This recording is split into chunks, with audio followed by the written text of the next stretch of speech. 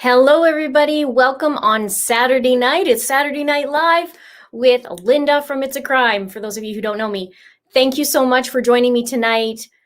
It is so hot. It is so hot here. And I complain most like the 9 months that it's not warm here in Canada. So it's hot. And actually, it's going to be 37 degrees, which in Fahrenheit is going to be like 110 all week.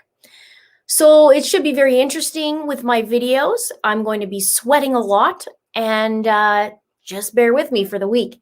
I'm sure snow comes anyways way too soon. So nice to see all of you guys tonight. It has been such a while since I've done a live stream. My husband went away for a pretty much almost a week on a golf trip, and I was here manning the fort. So makes it really, really hard to do live streams and, just trying to, what's the word? Balance. It's all about balance. Plus, it was the last week of school here. And so it's been interesting. So super hot here. And oh my goodness. Yeah, we don't know how long we're going to go tonight before maybe buckets. So just bear with me. Nice to see you all. Okay, so we are going to go through a couple of cases. Let's have a chit chat. You can ask some questions. And Jessica asks, Linda, I was wondering where you were. I knew you would be back soon. Yeah, so basically hubby was on a golf trip, and I ended up actually going to this really cool place called Drumheller. If you haven't seen it or heard of it, look it up. It's a really cool place, but it has a dinosaur museum. So I brought my little one, went to the dinosaur museum, and it was pretty cool. He was really excited. So it was neat. It's only a couple hours away from Calgary, and, dinosaurs are always cool. So I did that. But as always, I didn't really have a break because I was busy doing videos and working on, if you guys haven't seen it, I just finished doing the Justin Evans case with the phone. And I put that up. So if you haven't seen that, go check it out. But that's what I've been doing. I've been working behind the scenes. And then that went. Heather says, slick back hair means Linda's business tonight, or it's really just really, really hot. It's a good thing I have some makeup to get rid of the grays right now because they're all over the place. So let's get into some different cases. We'll cover Summer Wells tonight, the Justin Evans case, of course, Lori and Chad Dabell. Not that I have a whole lot to talk about them tonight, but a little bit. And then we can get into some questions. So finally made it. Yay, Shiloh made it alive. Awesome. It's so nice to see all of you. So now, speaking of Lori, let's just get this out of the way. Today is Lori's birthday, and she is 48 years old. So not happy birthday, Lori Dabell. She's where she should be and celebrating her $1 million body. She thinks it. Thinks is it. Ophelia says, sweating with you in Edmonton. Woo! It's very rare that we get to sweat here in Alberta. So let's talk about Summer Wells. For those of you who don't know, I know many of you do. Summer Wells is a 5-year-old little girl who's missing from Tennessee, a place called Rogersville, Tennessee. And she's been missing since June 15th. And I guess that's a week and a half ago, almost 2 weeks ago. I did do one video on her. I haven't done deep dives yet into that.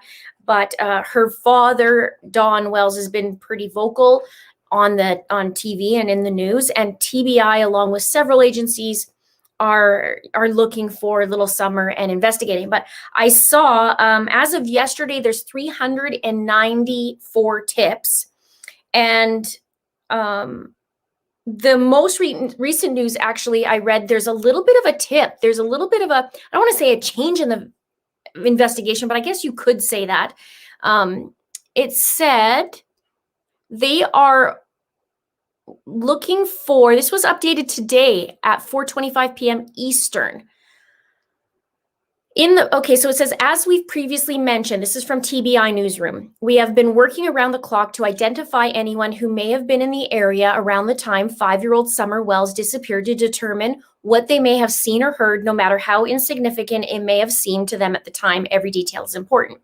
In the process of doing this, we received information that a Toyota pickup truck was seen in the area of Beach Creek Road and Ben Hill Road in the late afternoon to early evening on either Monday, June 14th or Tuesday, June 15th. The pickup is possibly a 1998 to 2000 maroon or red Toyota Tacoma with a full bed ladder rack along with white buckets in the truck bed. We have been unable to identify the driver of this truck. Due to this, we are asking this driver to contact us at 1-800-TBI-FIND.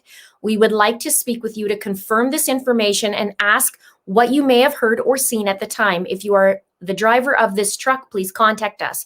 We want to stress that this individual is not a suspect, but is a potential witness who may have heard or seen something that may help us in our search for Summer.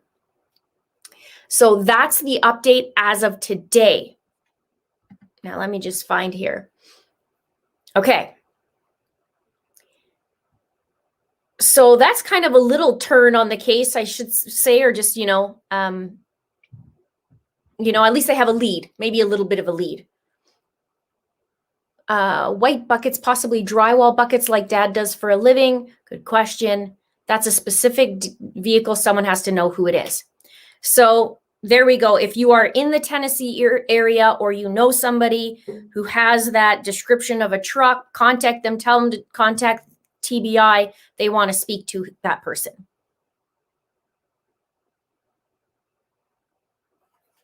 So, yeah, so that's what I have for little Summer.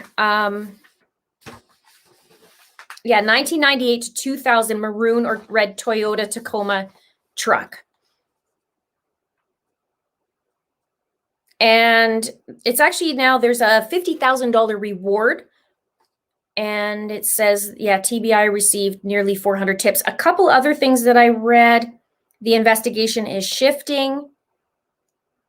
It is looking less and less like Summer just wandered off into the woods and got lost, and more like she's a victim of foul play. This is from a reporter in the newsroom, or in one of the news. I was thinking TBI newsroom, but it wasn't. Thank you, Denise, so much. Thank you. I appreciate that. Yeah, she could have been abducted or harmed by someone close to her. So this is a reporter. The family is cooperating and they have not been named suspects, but they are being questioned and closely watched. The TBI has said everyone is a person of interest. Thank you, Greedy Kitty. That's very nice. Thank you.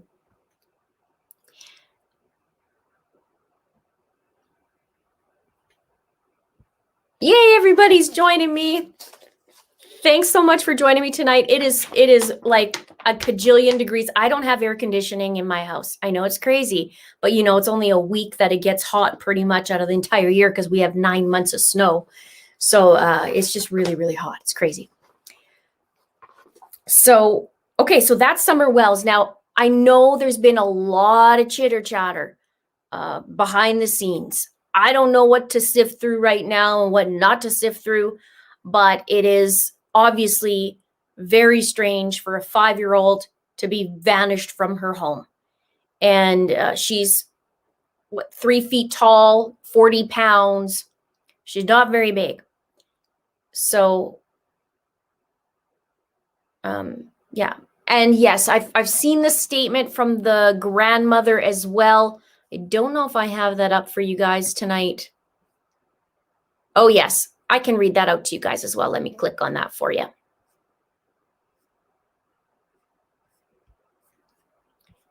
Sorry, it's just loading, and I want to make sure that this thing doesn't start playing.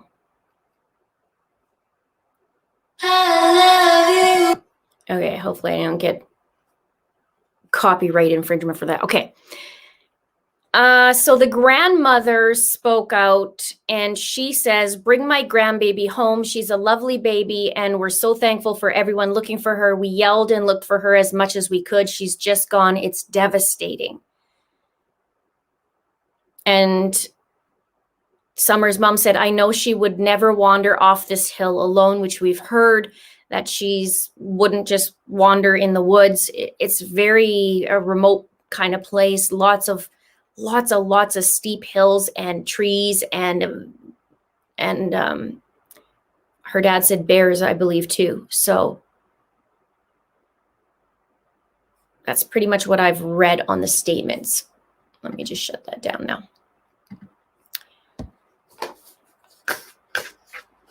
Welcome. A lot of Canadians on here tonight, too. Welcome. Okay, so do you guys have any questions about Summer? I don't have a lot because I haven't dug a lot, to be honest. So I can't say too much, but I have been following the case. I feel really, really sad for little Summer and her loved ones. And I know they're working around the clock, like I said, 24/7. And when they're not out at night, they have drones out and all these other equipment to go look for her as well. But you wouldn't think she would get very far if she did wander alone on her own. She wouldn't get too far in the first night, right? It's when you're 5, although they do run fast. Caroline says, I'm not getting a bad feeling from Summer's parents. I don't think they're involved. What do you think? Great to see you tonight. Good to see you too, Caroline. Again, I haven't dug too much in them. I know that what was strange to me, and this doesn't mean necessarily the parents, but what was strange is where the house is situated and where the trailer is. The grandmother lives in the trailer. It was not very far from the house. And that Summer, they think that she went out the back door and it was unlocked. It was really, really close to where that trailer was. And then there's the road. So that part is kind of weird to me. But again, I have to actually sit and compare all of Dawn's different statements. And I don't think I've seen the mother, Summer's mother, Candace, speak on camera. Have any of you? Let me know.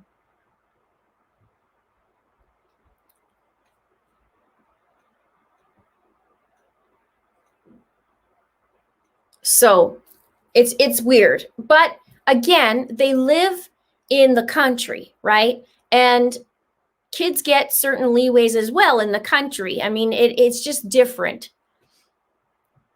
Hello, retired Sergeant Melinda. Nice to see you. Circle driveway. It's a circle driveway. I find that part really strange from where that, like I said, that back door to actually the trailer. And it's funny, Melinda, because somebody actually asked me if I was Sergeant Melinda. I was like, no, she comes on, but I'm not her.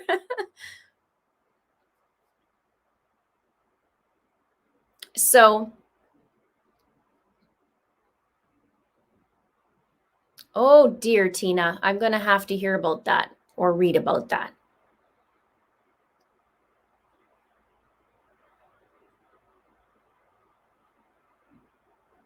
So, yeah, I heard about the 15-year-old swimming with Summer. What I heard was that it was that day that she went missing, the same day, but I don't know the details.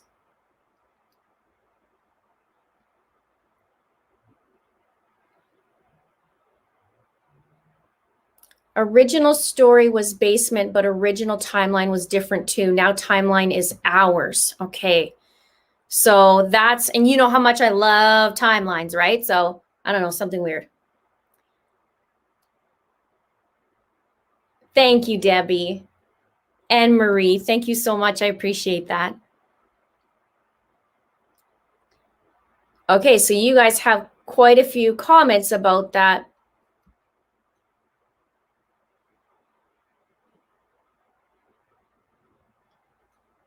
Another 23-year-old boy missing in Muskoka. I haven't heard of that. I will look that up.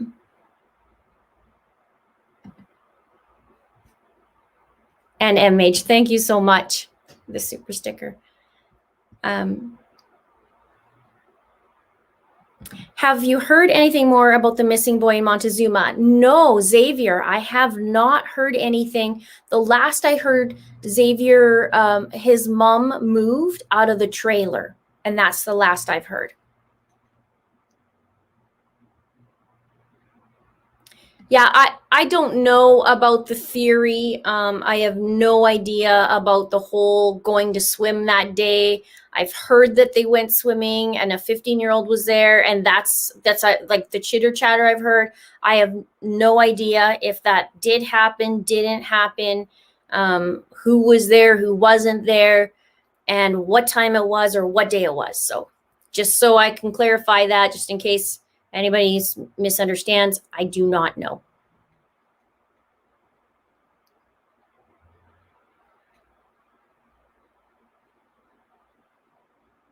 Yeah. Okay. So a lot of people are chatting about that. So I haven't, the only thing basically that I see that, shift in the case is that they're looking for this truck, this maroon truck. Thank you. Pictures I saw, the home was a filthy mess. Yeah, I've seen a couple pictures as well. I'm not sure, are they renovating? What the deal is? I haven't looked into crazy. What a beautiful, loving, and classy family you have in here, Linda. Thank you. Yes, I love my community. Very, very, very kind. Like teeny tiny 1% of crappy people, and other than that, 99.9%. Really great. Matt says, Summer's case doesn't sit right. Her mom hasn't said anything publicly. Living where they do, she should know by that age not to wander off in the woods, and being where it is, kidnapped is unlikely. Well, the weird thing is, I did look, there's like 54 sex offenders in this town of 4,500 people. And man, I mean, not saying that it's them, but they're going to be interviewing every single one of them. But yeah. But they said she knows not to wander. So I don't know. It's very, very weird. All right. So that's that. We're going to get to Justin Evans' case. Absolutely. We're going to get to that. I have a lot to talk about in that, as per usual. But just a little tiny info on Chad Dabell. I shouldn't say he had a hearing, but he didn't attend the other day. And the court is now scheduled for his trial for November 8th until December 17th. And they were going to do it till December 10th, but there's 2 other days that were statutory holidays. So they said, you know what, let's just tack on a couple more days. So November 8th to December 17th. But, I was joking with somebody else on my community page saying, just pencil it in because you might have to use an eraser and change that. We don't know. And of course, Lori went to go get her restorative treatment. Now they said she's going to be held there for up to 90 days to restore her competency. And then if that happens, then court resumes as normal. And then if not, it's paused and another 80, it extends for another 180 days. And she would continue to receive treatment.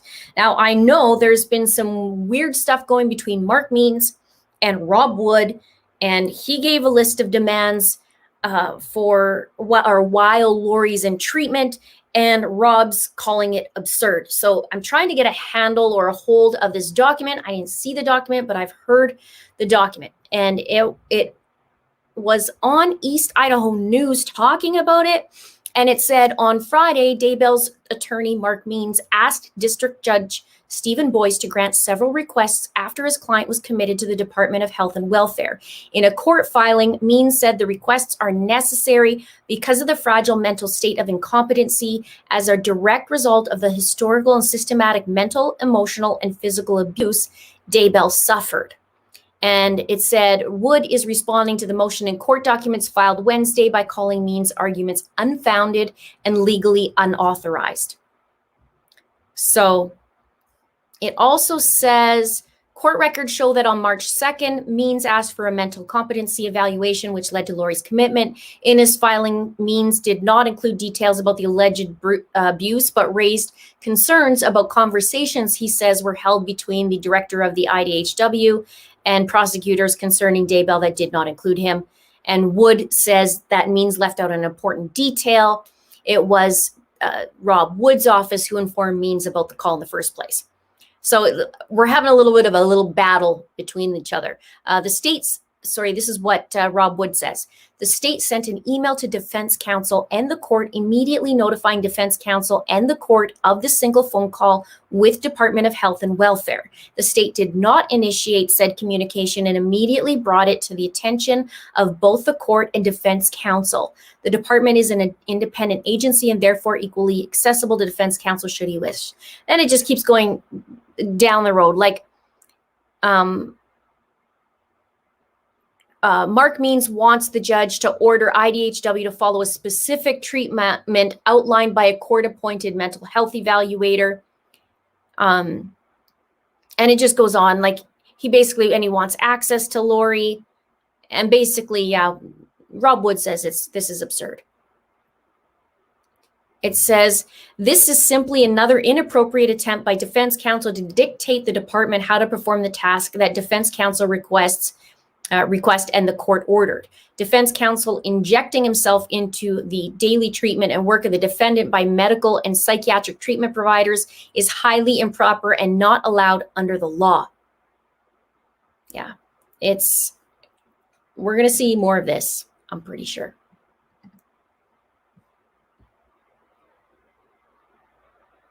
Yeah, good point. Lori's been in jail a long time, but only as things got more serious. Only then, all of a sudden, she's incompetent. She was fine until this year, apparently. Yes. And do I have this? Let me see if I have her. I think I have her mugshot. We should just take a look at this again, just for a minute. If I have it set up in here, I might. Oh, yes. Let's just take a look at this for a sec. Does that look like anybody who's really sad? Just as a side note, I'm not saying she doesn't need restorative treatment. I'm just saying this came across and I thought, wow, her 2 children are dead. And this is the smile and smirk she gives. Little Duper's delight. No, nobody sees that. No. Am I being ridiculous? Okay. All right. So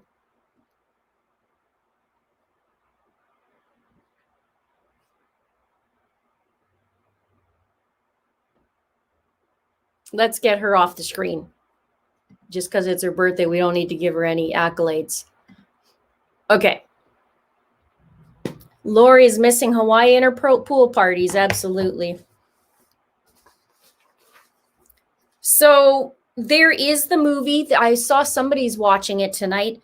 The Doomsday Mom movie is on tonight on Lifetime. Some people are saying it's on right now. I don't think I have Lifetime. I don't know if I want to watch it or not. I'm wondering if I'm going to look at it and go, this is not even, it's kind of like when a paramedic or a police officer will watch a movie. Like, that's not how you do it. I'm wondering if it's going to be like that watching. Like, that's not Chad. How's that guy playing Chad? And, are you guys going to watch it? Say yes or no in the comments. I'm curious.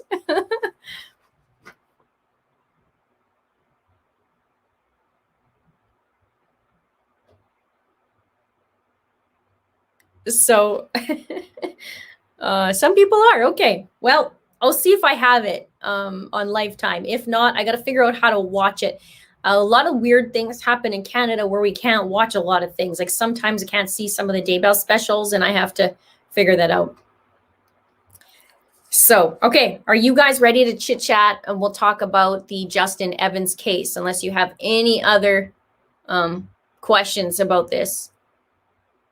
And side note, who's been very, very quiet is Letitia Stokes. Been very quiet. I'm wondering if something's brewing, or her new, I shouldn't say new, but her returning attorney's like, zip your lip. Okay, a lot of people are saying no. I'm actually surprised.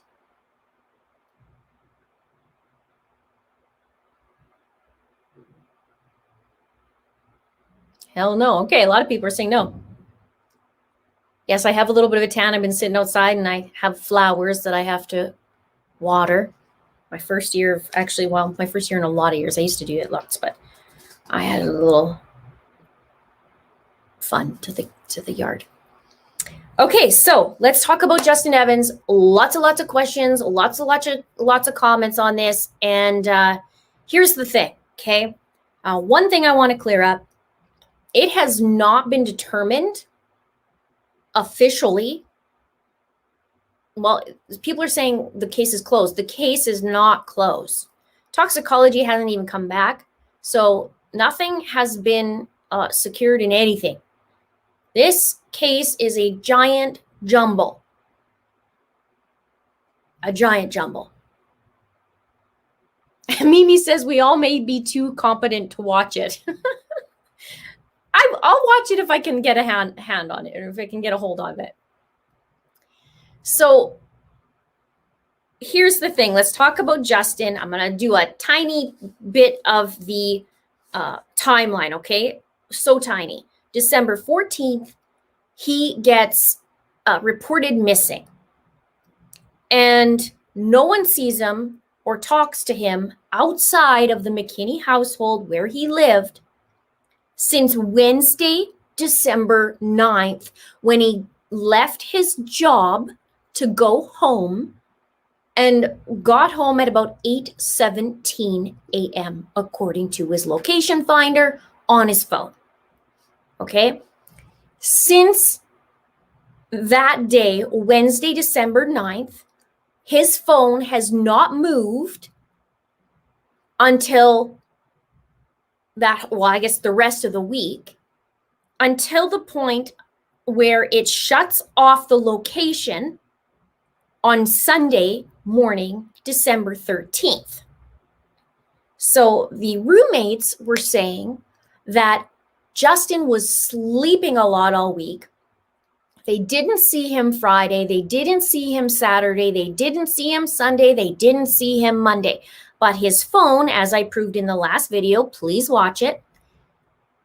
His phone was home the entire time and didn't move. So what I had said in the video is Justin has a Pixel 4a, or had a Pixel 4a. This phone has not been found. And which is interesting because the last anybody would have it is at the home, but yet it wasn't found by the authorities. So where's the phone? Now, the phone, the Google Pixel 4a has a horrible rating for a battery. Okay, I poured over numerous reviews, and people all complain about the battery. Now, remember, Justin likes to listen to his audiobook, right?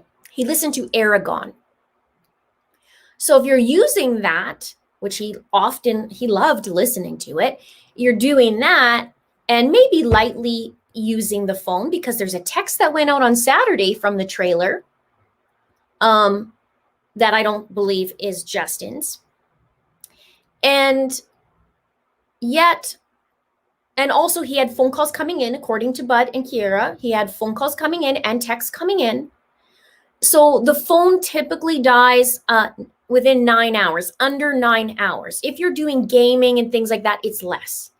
So the last that Kiera and Bud saw Justin was at the shed, Ken's shed, and that would have been at 7:30 in the morning.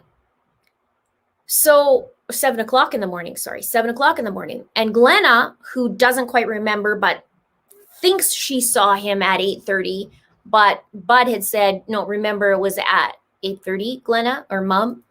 And must have been Saturday. So even if we take that 8:30 mark, by 5:30, he would have had to charge that phone. So who charged that phone from 5:30 Saturday till the next day on Sunday? That's what I'd like to know. Tea Time for Me says, hi, Bud and Kira. By the way, Linda's going to nail you to the wall. Hope you guys are having a miserable day. Well, thank you, Tea Time for Me. Here's the thing. Not once did I say they murdered Justin. Not one time, right? I can tell you they're lying. And I've shown you they're lying.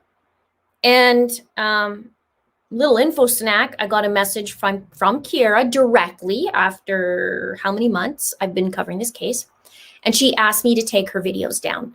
It was the one after I did the tearing down of her statements, like showing the discrepancies, and it must have really, really, really worried her because she actually did contact me and asked me to take them down.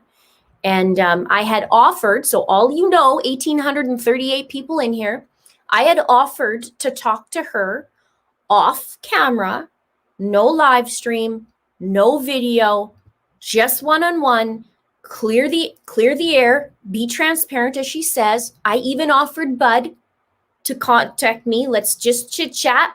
And she said no, called me a nasty lady, and then went about her business and blocked me. So that's just so, 1,900 people know that's what happened. Anna Brown says, so happy to catch you live. Love you and have missed you. Keep up the great work. Someday if I ever get to Canada, I will holler, listen, Linda, listen. Thank you, Anna. Nice to have you here. Nice to have all 1,900 of you guys hanging out with me on Saturday night. Super hot in here. It's just super hot all week. So thank you so much. Okay, so this is what's going on. Okay, so that's that week. Then if we fast forward, May 19th, Justin is found in the swamp area just over 1,000 feet from where he lived in the trailer. Okay, so blood in the shed. And that's where he would have last been. Okay, but he vanished. And two stories. The cops did search, the cops didn't search the area. They're conflicting stories by the authorities, not sure why that is, but they did search the area, they didn't. Now I know they were there on Monday afternoon when he was reported missing, and they did have dogs. But the dogs, from my understanding, didn't pick up the scent on him. It ended at the shed. Okay, so really weird to think Justin would walk himself to the swamp, and not just at the edge of the swamp, like further into the swamp, 1,050 feet, bleeding to death. And somehow, magically, his phone isn't found. And what else? His $300 earbuds are gone that he listened to his audiobooks with. And some weed paraphernalia is also missing. So I don't know, did he gather it and take it to heaven with him? No, he did not. So of course I'm questioning these things, right? Now, 9 days later, after Justin was found, on May 28th, Friday, May 28th, Ken McKinney, who is Bud's father / grandfather, biologically that's the grandfather who adopted Bud, he gets charged with obstruction of justice. So that was 9 days later, he gets charged with obstruction of justice in this case. He's due in court on July the 13th. Now, in Canada, it's very interesting because I was looking up some things, and somebody sent me this as well, but this one's another page. It was saying you can be charged for influencing the investigative stage of a judicial process, lying to a police officer about your name, address, your involvement in a case, or the identity of someone else involved can lead to an obstruction charge. You may be able to invoke your charter right to remain silent, but if you choose to speak on a matter under investigation, you cannot do so in a misleading manner. Drinking and driving. Okay, that's drinking, driving. And that says, this was a very, very interesting example. Now, I don't know if you guys have followed this with Paul Bernardo and Carla Homolka. but this is what it says. Tampering with, hiding, or destroying evidence falls under obstruction. In the case against convicted killer Paul Bernardo, his first lawyer, Ken Murray, was charged because he went to Bernardo's home to take videotapes that proved the charges, then withheld them from police and prosecutors. He kept the tapes for more than a year before the next defense lawyer ultimately gave them to the authorities. While Murray was found not guilty, he chose a dangerous course when he altered the path of an ongoing police investigation. And it says also, like, if you take a parking ticket off the windshield of someone else's car and throws it away, it can bring about an obstruction charge. So there's some interesting things that's been said. I saw a couple other examples. Making threats to avoid evidence being given, offering bribes, engaging corrupt means to give evidence, dissuade a person from testifying, influencing a juror, accepting a bribe, abstaining from providing evidence, lying to the police, fabricating a story, falsely accusing another person of a crime. So that is that's one of it's on a lawyer's website that I got that from. So it's interesting, isn't it? This is Canada law. Yes. RCA Gates says silence is complicity. Okay, so yes, Kiera smokes pot too. She admits to that.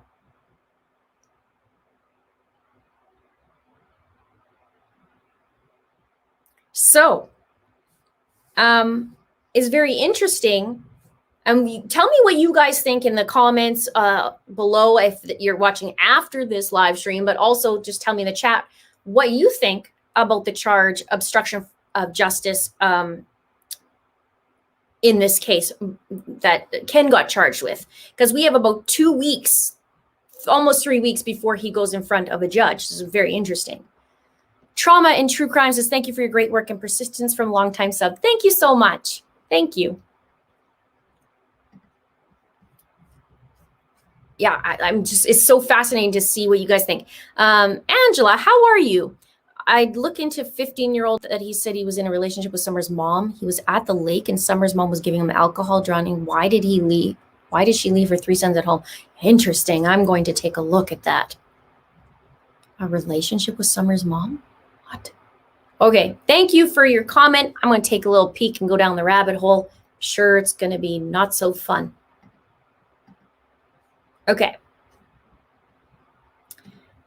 Sue B thinks that Ken did the texting on this Saturday.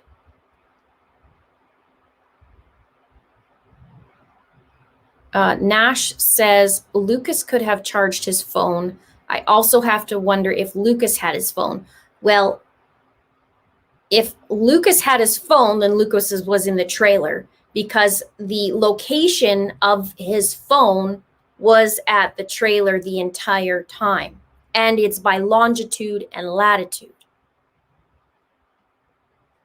So it's quite specific. And even if it's within, usually there's pings where they say about 6 feet. I think Alex Cox, his pings were within 6 feet. So Lucas's place is, or was, further than that. Now, what do you guys think about talk to text? That girl has put her foot in her mouth too many times to count. I agree, but she keeps wanting to talk. So, you know. Pieces of Pie 97 says, Linda, what are your thoughts? During Kira's video, she said she does not want to provide theories, but then Bud made a theory about Justin with Lucas. Okay.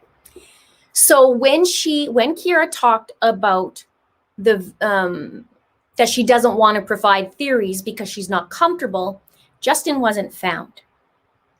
That was on May 1st. So that was 17 days before Justin was found.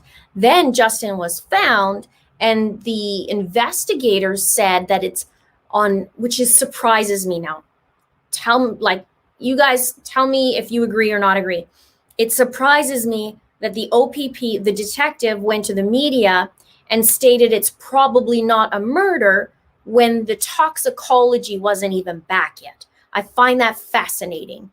However, after that was put out, that was when the statement on Bud's Facebook profile came out. Now, here's a really big info snack, okay? Really big. Kiera was so proud of that post. She forwarded that link to everybody she knew. A lot of the acquaintances, even, not just like close people, but people she knew. Okay, so she was very proud of that. Now, I'm just going to read you the last little bit. Let's just see if it's still on there. Maybe she's quickly running to delete it right now. But I'm pretty sure I have a screenshot of it anyways. Well, let's just take a look at it. I'm going to read it to you guys again. Okay, because this is a little, it's very important. I've been keeping quiet about this for a long time, and I think it's only right that it is shared. Now, remember, this is on June 4th. This is after Justin was found, Ken was arrested. I've been keeping quiet about this for a long time now, and I think it's only right that it is shared. I believe Justin is gay. In all the time I've known Justin, he has never taken a relationship with a girl seriously and has never cared about being broken up with or breaking up with them. The last time Justin was in a relationship was high school, and since then, he never talked about girls. We would talk about relationships, but it was never specifically about girls, and it would be vague and keep those conversations short. Shortly after Justin went missing, people messaged Kiera to tell her Justin was on Grindr. Grindr is a dating app for people in the LGBTQ community, to my understanding. Lots of people question Justin's sexuality. He was a very flamboyant person. I feel that Justin might have been getting closer to coming out because when we went for a road trip one weekend, the topic of LGBTQ communities was brought up, and we had told him that if he was gay, that he was more than welcome to tell us. I told him that his secret would be safe with us, and I would never judge him for that. Usually when this topic was brought up, Justin would get defensive, listen to what people had to say, and shove it off. This time, though, Justin said, "Just thank you, I really appreciate that." Later on that day, we had stopped somewhere, and Justin confided in us and told us he didn't like when people asked him that because one time a family member called him, put him on speaker, and began to ask him over and over if he was gay and to just admit it. Justin said there was a roar of laughter on the other end of the phone and that he had never been so humiliated in his life. I kept this quiet for such a long time because I felt like I was betraying Justin if I told people this information. Justin, if he wasn't out of the closet, and I did not want to be the one to share it. But yet now you do. Justin deserves so much more, and if I could have told him one more thing that day, it would have been that he was loved no matter who he loved. One of my theories since the beginning was that Lucas and Justin had a secret relationship and things went south. I never really seen anyone at Lucas, only once in a while. Lucas lived alone, and I'm pretty sure he was close-ish to Justin's age. I truly believe that someone murdered Justin up until now, but we are somewhat relieved that if it was a suicide, that Justin was ready to leave and no one made him go. I'm going to repeat that. It says, I truly believed that someone murdered Justin up until now, but we are somewhat relieved that if it was a suicide, that Justin was ready to leave and no one made him go. It's still devastating that he is gone, but it's more comforting knowing his life wasn't just ripped away. This is all still just a theory, but it has been stuck with me since the beginning. I hope heaven is treating you well, buddy. I love and miss you.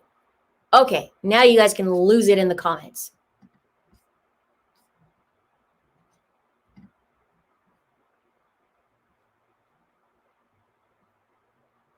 Okay, Heather says 2 things. 1, you can text from a Pixel without unlocking it. Whoa! And Heather is a trusted source. I'm telling you guys this right now. Trusted source. She knows a wealth of knowledge about phones. 2, I'm not okay with trying to out anyone. Of course, that is a personal matter, whether true or not. It does not, but reflect poorly on them. It makes me sick. Okay, so let's back that up. First off, thank you so much, Heather. Very interesting about texting from a Pixel without unlocking it. If you saw my video, you guys watch it again because I show the differences between Justin's typical texting and the one that went out. Justin has a pattern over and over and over of using the word I. So instead of saying, just pulled up, like if I just drove to your house, just pulled up, he always, he always uses that. And this did not have it. And that was not the only pattern that I see. He capitalized his letters. And a lot of people say, well, yeah, but it automatically, capitalizes it. Exactly. There's no automatic anything. It's the text is odd. So thank you so much, Heather. This is awesome. I smell another video coming on that pixel and diving a little bit more.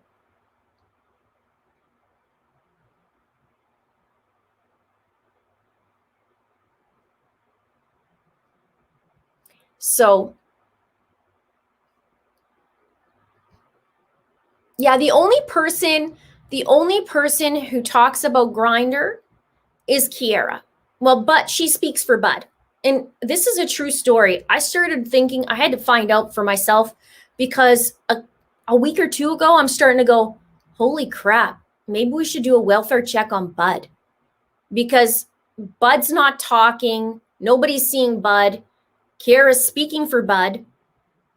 Bud won't show up anywhere. Where's Bud? But he is around. Okay, so he is around. Everything's okay. Just was a little curious as to why we're not like, what? Wait a minute. Where's Bud? So Kiera's probably in the chat. Probably. Oh, by the way, if you see Sandra Sue in the videos, like in the comments under my video, in that case, that's Kiera. So say hi to her for me. Right. Okay. Let me see. Angela, has anyone suspected Justin Kiera may have had a fling? Motive. Okay. People have speculated that maybe that's a possibility. However, there's a major however. They did seriously not like each other. And, okay, we're going to go back to what's going on behind the scenes here. Kiera openly states in September she's looking for apartments she said, we are looking for apartments, okay? Justin's of the understanding they're all getting a place together. This is a while back.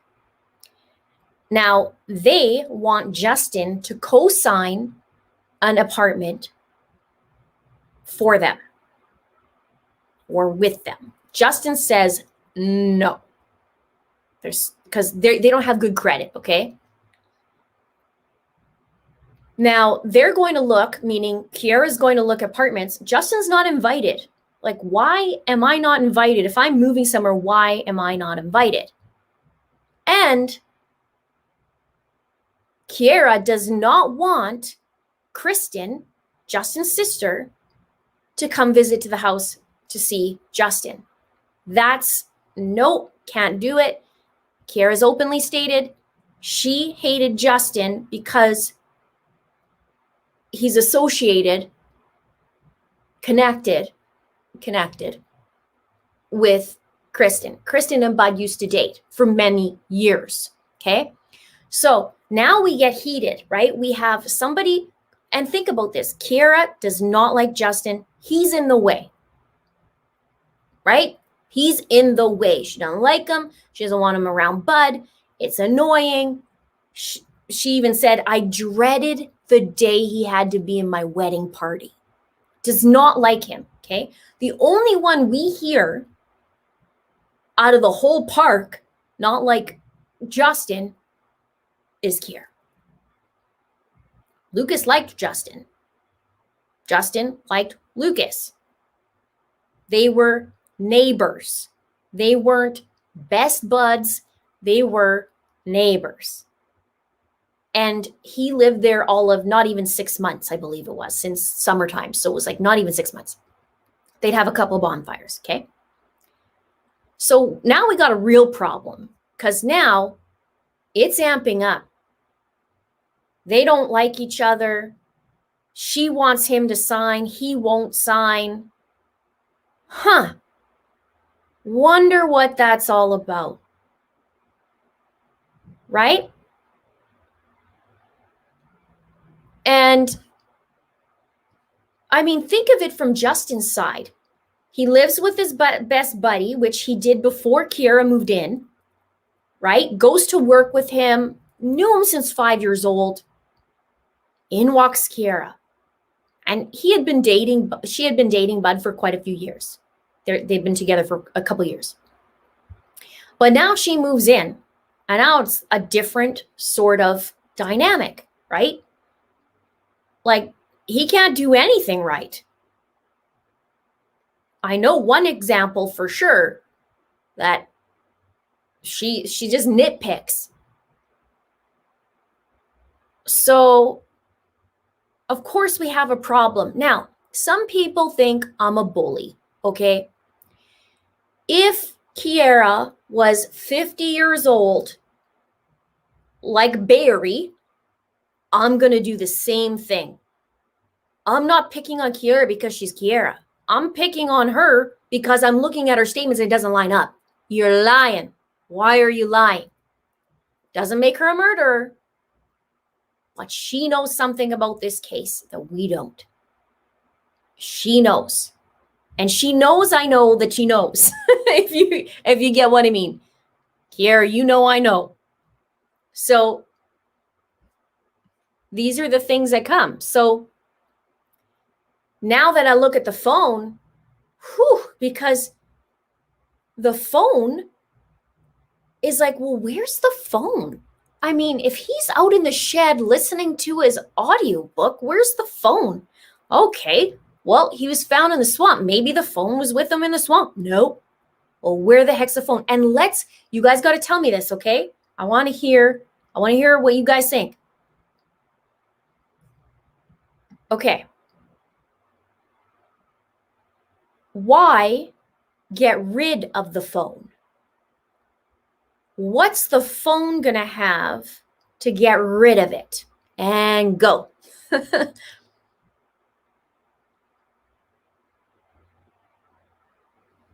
Angie, I love this. She says, you're nitpicking only because there's a reason. Parents also become nags for the same reason. Thank you, Angie. Nice to see you tonight or tomorrow.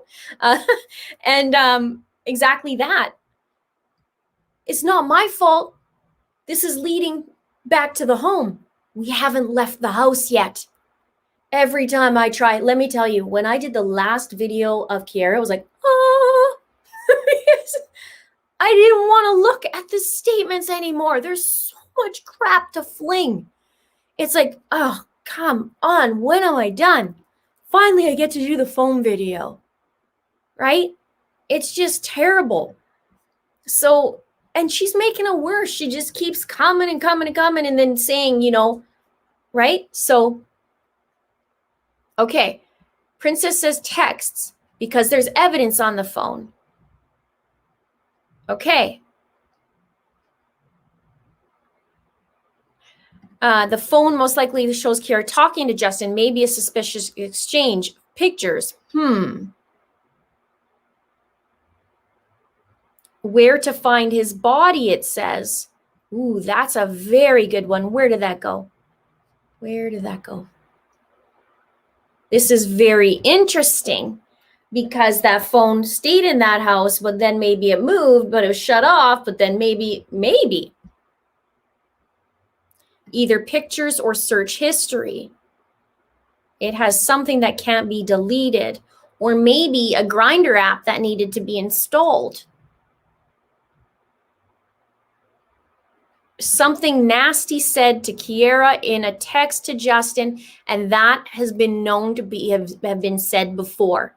So it wasn't the first time. She's not very nice. Christmas shopping money. Interesting you say that because I looked up the price. Now, this is now, so sometimes phones go cheaper, right? In Canada, it said $675 for this phone. I don't know what Justin paid for the phone. I don't know that, but I guess it doesn't matter. It's whatever somebody would buy it for, right? Maybe they pawned it or somebody pawned it. I don't know. But this phone is missing, and it was in the same spot until Sunday morning. Then it dies. Then there's no more location on it. So technically, if it died in the house, the phone, and the cops came Monday afternoon, and then they cordoned off the house and searched it, technically they should be finding a Google Pixel 4a phone, correct? Timeline evidence, proof of bad behavior, incriminating pictures on there. Just alone claiming you cannot stand someone and then acting like you miss and love them after they are dead is enough for me to not believe anything you're presenting. Okay, I love that you said this. Here's another thing. Not only that, she changed her tune after I did a video, so she likes to do this. I do a video, I say something, and then she'll take it, and the next day she'll spin it and do something different and mirror, okay? But she did that one text after saying, okay, I dreaded the day that he had to be in my wedding party, but now all of a sudden, you know, I want you to watch over my unborn future children from heaven. So it's just crazy. Doug, nice to see you. The phone is a collectible, same as sunglasses and the other. They have it. Okay. Now let's talk about the sunglasses. Remember the area, well, people were saying, well, where were the sunglass pictures taken? She says, well, that's a scary one. I'm paraphrasing. Do I have that? No, might be in my folder. That's a scary one to answer because if Justin's found where that was taken, then it's tag your it. Now that was said May 1st, 17 days before he was found. After that was said, she wanted to split Bill off there because people are like, what? So, very, very, very, very odd behavior. Now the sunglasses, we'll just recap about that. Justin had his favorite sunglasses that were white, and Bud had them on his head 2 months after he died. And Bud said that Justin sold it to him for $60. They're not even worth $40. And they're a few years old. And Justin wouldn't sell them. He wore them literally on the weekend before. Kiera makes discrepancies saying Justin wasn't ready to give them to Bud. And in the same paragraph said Justin gave them to Bud. So it's a load of you know what. There's a triangle around the house. Sound familiar? It certainly does. We don't forget about the triangle in with Barry Morphew. Grace says, I don't think she speaks for Bud. I've known Bud many years, and the reason he's not around is because it hurts him too much. Okay, Grace, tell me this. In all the years you've known Bud, has he been that vocal in his words? Because I've done some comparison, and what's said on Bud's page is very, very much matching to how Kiera types. So if she doesn't speak for Bud, and Bud put that post up about Justin being gay and the theory about Lucas, then there's a bigger problem that we have.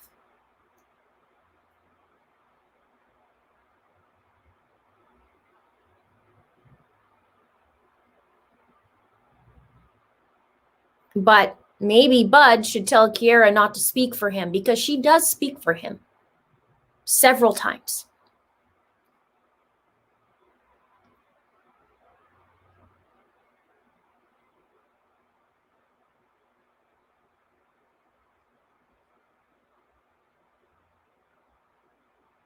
Heather says, the phone battery can last longer if it's not being used. On average, the 4A has a short life, but sitting and used, it can sit for almost 22 and a half hours. So this is awesome. Thank you again, Heather. What I saw was the best that they could say is, I still have to charge it daily. So if Justin was last seen at 7 a.m. having his phone, or 8:30, like Glenna said, he still would have to charge it that night because he wasn't in the house on Friday. They think they saw him on Thursday with A535 cream, but again, there's discrepancy because Kiera says it was Thursday or Friday, but then she said Thursday about the A535 A535 cream. And then she says, I didn't physically see Justin. So again, discrepancies. So really the only thing we know for sure was Justin was at work on that Tuesday night. They drove there at 11:30, I think it was ish. And then they did their 12 to 8 a.m.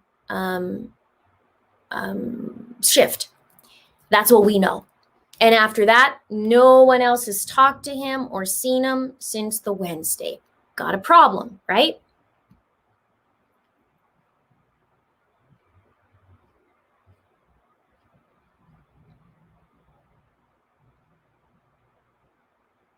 So, and some people in the comments said, well, what about multiple chargers?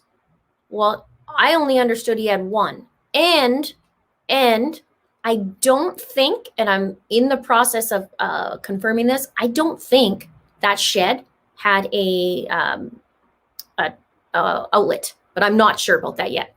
Stay tuned.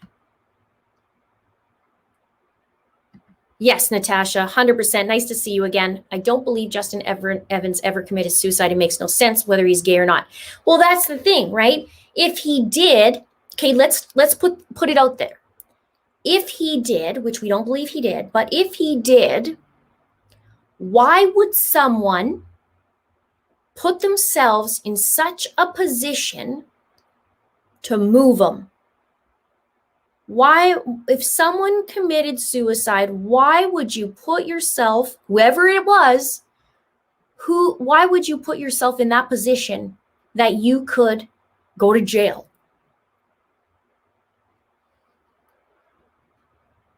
Thank you, Jody. Nice to see you. Okay, so it's weird, right? Yeah, being gay had nothing to do with anything. Exactly that. Heather says, the account owner of the phone usually has the ability to look up call and text logs on the carrier account, but not the text exchanges, just out in. The issue is, though, and tell me, Heather, if this can still be connected. The issue is that the phone's no longer in service. The account's closed.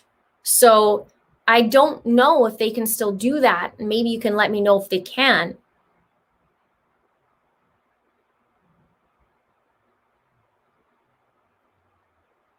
I don't have air conditioning. I have a Dyson on right now. Might even need to go up a little bit. Ah, yeah, it's awesome. I mean, a little too loud.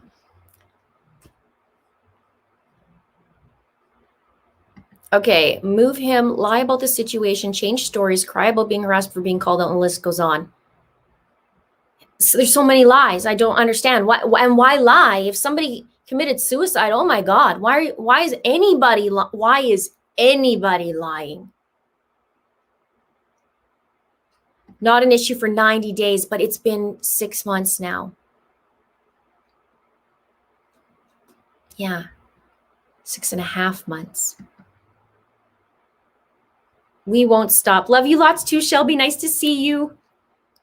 Okay, so there's, right? It's crazy, right?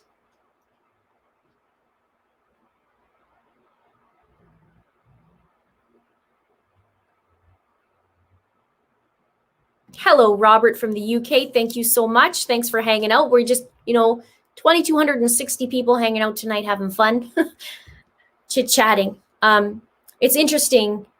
It's interesting to hear like your guys' theories and just ideas, because sometimes I'm sitting there going, why would a phone need to be moved? There must be something on there. Maybe that needed to be deleted.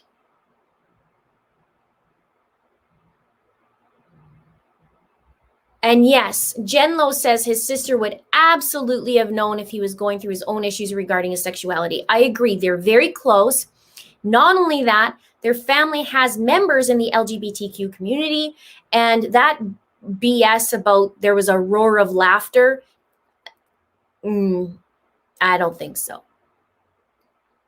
Ricky says, what crime are we solving here? We're talking about the Justin Evans case, a young man who went missing in December and has died and was found May 19th, 5 months later, in a swamp area just 1,000 feet from where he lived. So people are up in arms. Exactly. Cricket Underwood says, who says roar? Roar of laughter even.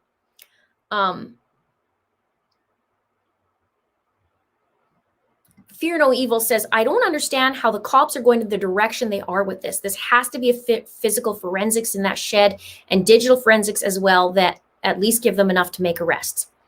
Well, here's the thing. I don't know what they have, right? I don't know what they have. Obviously, they've had to have, the forensics had to be there at that shed.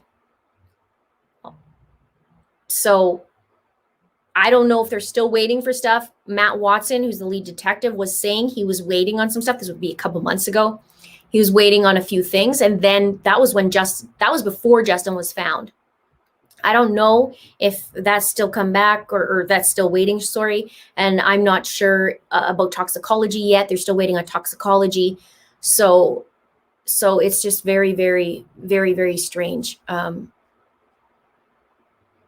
90 days. 90 days of account being closed. Oh man, I have to write that down.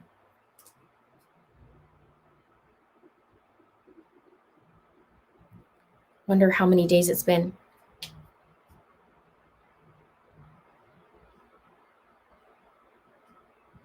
Justin was 6'3". Could the amount of blood in the shed be representative of Justin's size? He would have had more blood in his body. Yes. So he would have had more blood volume in his body than someone who's 5 feet tall. I'm 5 feet tall. He's 6'3". But my understanding, the amount of blood in the shed was enough for him not to survive. So let's say by some miracle, he was still alive, by some miracle, losing a whole bunch of blood. How is he going to walk 1,000, 1,050, 1,030 feet with no trace of blood? And obviously having some blood pressure issues as you're walking and you've lost that much blood. And you're going to walk a 10-minute walk. I say 10 minutes because, you're bleeding and you're probably going pretty slow, right? So why are you walking yourself there? And not just the edge of the swamp. You're going right in there, bleeding to death. Shouldn't have survived, but you're going for a walk. I don't know.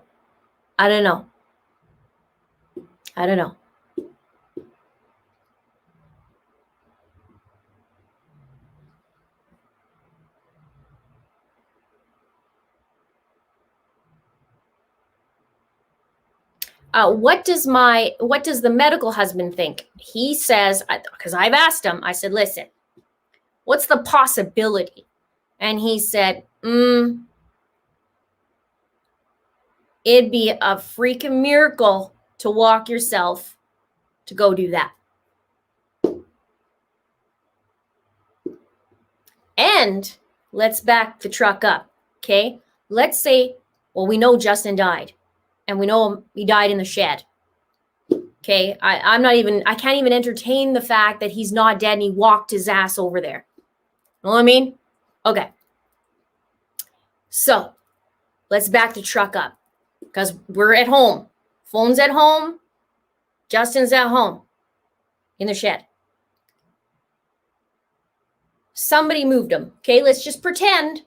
Let's pretend somebody moved him. 6'3" person who is deceased, not easy to move.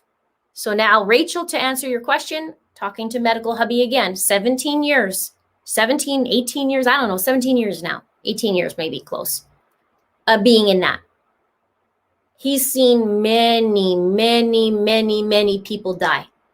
Many, and many from suicides as well. But when you're passed away, it's very, very different. To have two people pick a person up who's passed away is very difficult. and you have a 6'3" guy, okay? 3 people, much easier. 2 people, difficult. My hubby, super strong. He works out. He was trying out for SWAT, was one of the fittest people trying out, pumping out. They had to do pull-ups, like pumping out a ton, right? Super strong. He's not super tall, but he's super strong. And then he has his partner. Well, if it's hard for 2 healthy, fit men, and it's difficult to move a 6'3" body, not easy, then it's probably not going to be very easy for the average bear who doesn't work out, potentially, or maybe not that healthy. I don't know. You know what I'm saying? The average bear, not an athlete or someone who works out. Maybe the person does work out, but it has to take more than one. There's no way for one person. Without a trace, So now we're looking at 2 people or 3 people. And maybe, so I said to him, okay, really? This is what I said to my husband. 2 people, like maybe, and he says, maybe super fit firefighters know how to, like, maybe. But more likely 3. And don't forget, if you're looking at firefighters or police officers or, firefighters and medics in Canada, okay? If they're going to be moving anything, they're trained to move it, right? You're not going to have a civilian know how to move a dead body unless they've done it before. Chad Dabell, right? So somebody said sled. We don't know, right?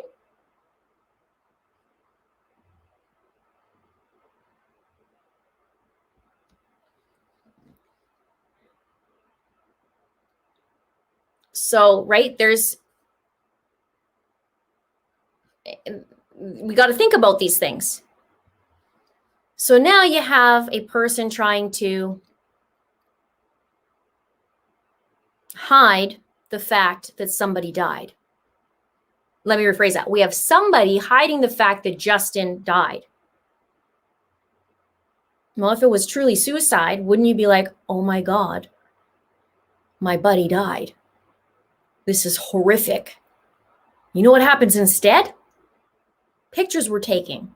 Pictures were taken of the crime scene. Pictures were taken and shared.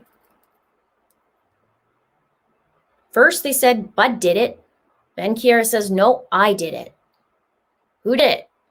When was the timestamp of those pictures? Wednesday, Thursday, Friday, Saturday, Sunday, or Monday? 6 days, potentially, because he hadn't moved, because he was sleeping a lot. Exactly. Dead weight is a far cry from a live person with some muscle tone. It's just like, dead weight is different. There's no help, right? If somebody carries you, right? Muskoka Mama says, there is a triangle, the trailer, the shed, and the swamp. It's like, there she is, Suzanne, all over again. And you know what? Justin is described just as sweet as Suzanne. Good kid, helpful, kind, respectful, let you know where they're going, even though no one's asking.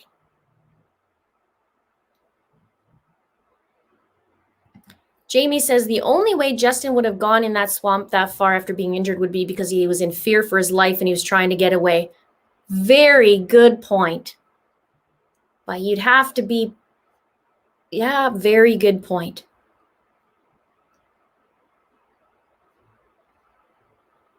Very good point.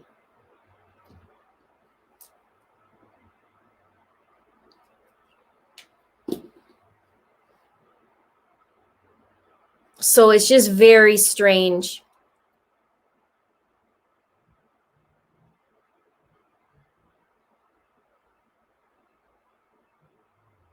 Well, this is perfect. Shell Bell says they could have used something from the other shed, maybe something with wheels.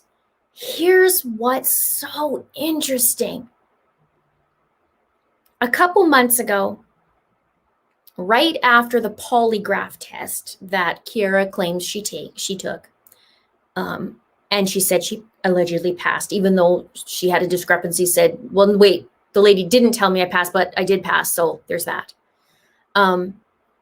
She came to my comments, peppered them with, I passed, anything with a polygraph. I had asked her a simple question. At this point, I hadn't put as many videos out about her, right? I asked her a simple question. Hey, Kiera, comma, what's in Ken's shed? She answered everybody around except for my question. She won't answer what's in Ken's shed. Now, how that ties in is they said, not in the beginning, in January, a month after, they brought up that they saw Justin in Bud's dad's shed. Now, Kiera made the mistake of saying she doesn't remember the last time she physically saw Justin. Remember? She didn't, the 8535 day, she doesn't remember the last time she said she didn't physically see him. But I thought you saw him on Saturday morning. Why are you lying? So what's in the shed?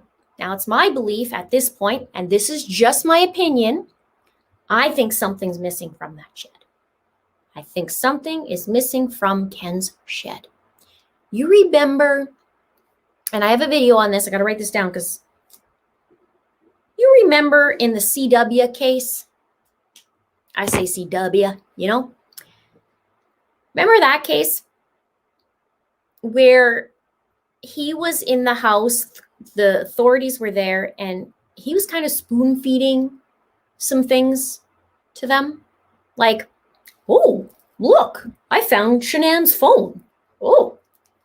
And then he has it on his finger. He's like, oh, look, her ring. And he's spoon feeding these things. I'm wondering, well, one of two things. If they last saw Justin in his shed, then they would have been in trouble, right? So they last saw him in Ken's shed. Justin wasn't known to go into Ken's shed. So what's in Ken's shed and what's missing from Ken's shed? That's what I would like to know. Now, the snowmobile was said to be at the family's house because they just bought snowmobiles so they can go. So Justin and his stepdad, James, bought snowmobiles so they can go fishing and bring the snowmobiles. Super excited about it. Okay? They went and bought them. Are you suicidal if you want to go buy that? I don't know. Jen says, I mean, my cat, I have a cat that weighs 20 pounds too, and I have a hard time.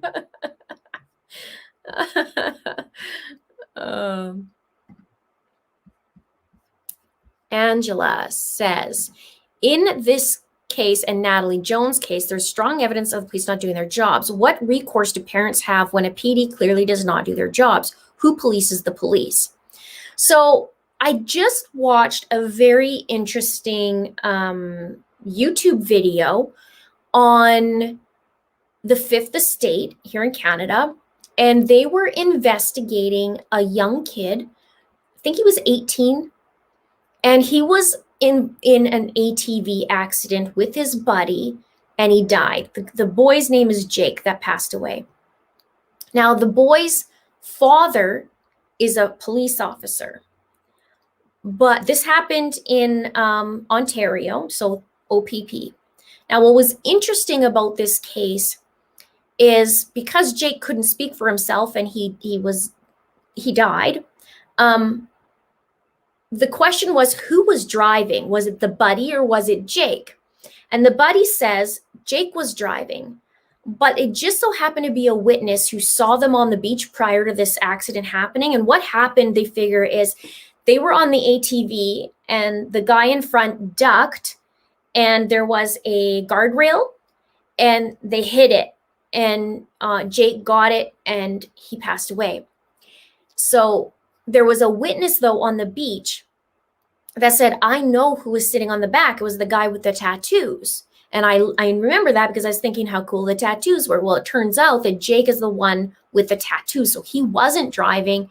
He was actually in the back. Now, Jake's dad is a officer, and he's like, okay, this is some strange stuff, where the OPP wanted to close it and go, nope, that's the way it is. Jake was driving, and that's it.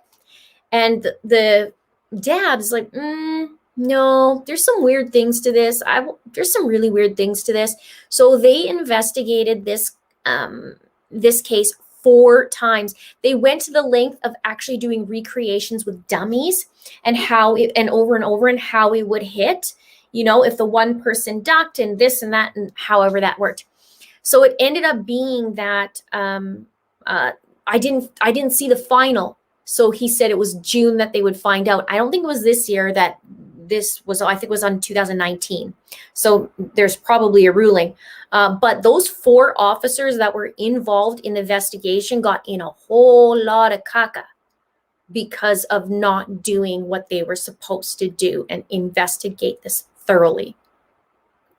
So I did find that interesting. And what happened was they brought the RCMP in to investigate.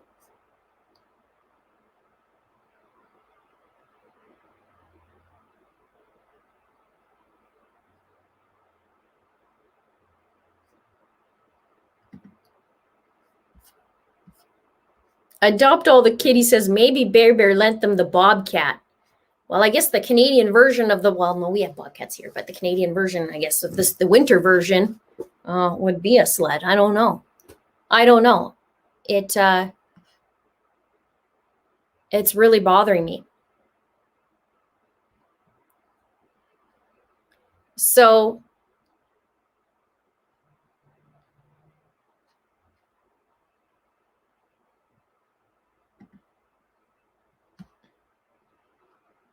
yeah, so it was interesting how they went with that, and the OPP got into a whole lot of trouble.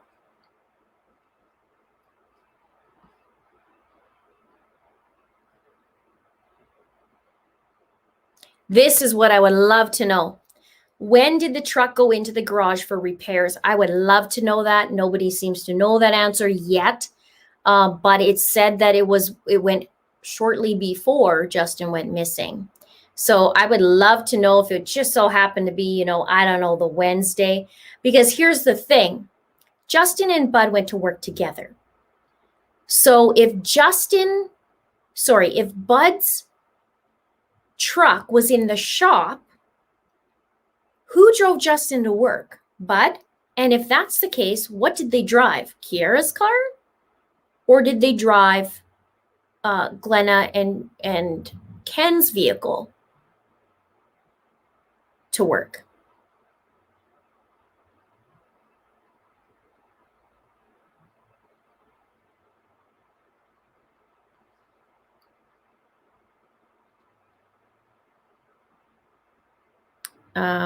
Tina, not sure what you're meaning by that.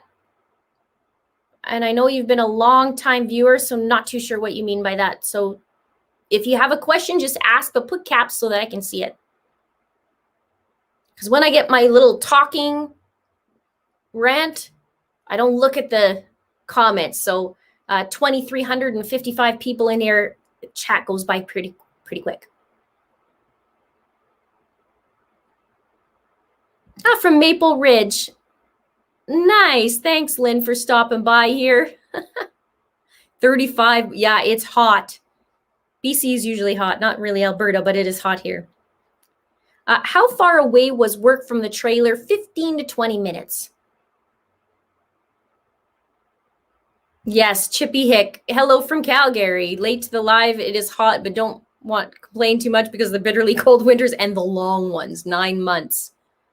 9 months. What car did they take for holiday shopping? This is what I'd like to know as well. Was it Bud's truck? Kiara's vehicle? Or was it Ken's vehicle?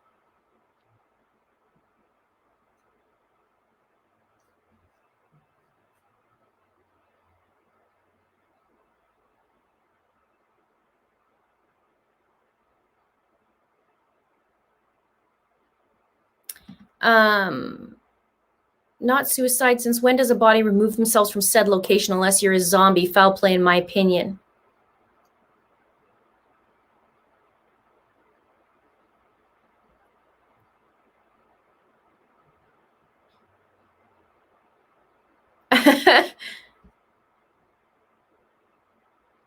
Why do I think Kiera changed her Saturday statement about going to Sobeys? Because my understanding, because of COVID, they had limited hours, so it wasn't possible for her to go into Sobeys. That's my opinion. She only mentioned it once and she deleted it. She said she deleted it within 30 seconds, but she's wrong because 2 hours after that, it was still up. Ricky says, I really need to see Crime Scene. I've read enough true crime books that I could do a thorough profile on this killer.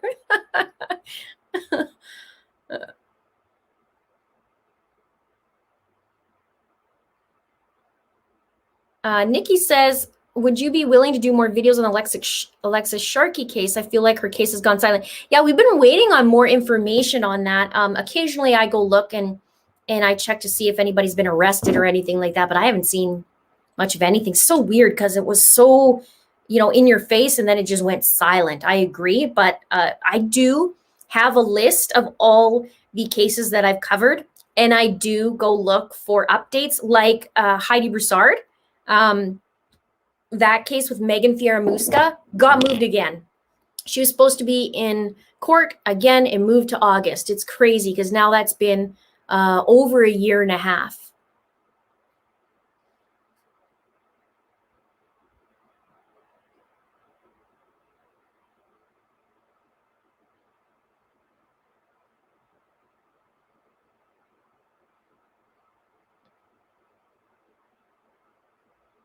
So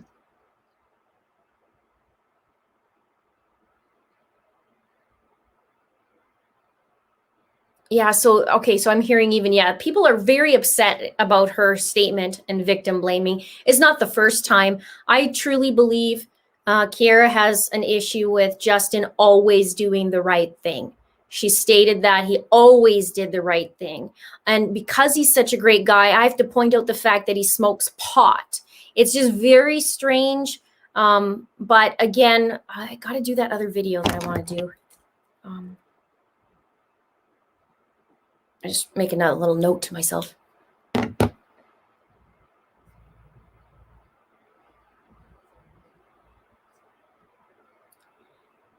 So Justin's toxicology has not been back yet. So we're waiting on that, and it might take a few months.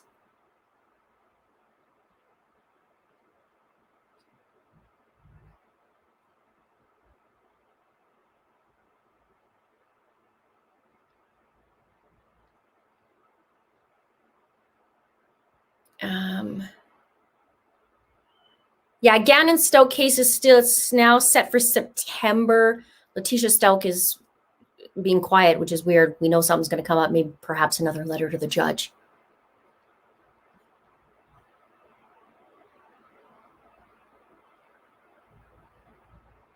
What lip gloss is that? Wet and Wild is the cheapy ones.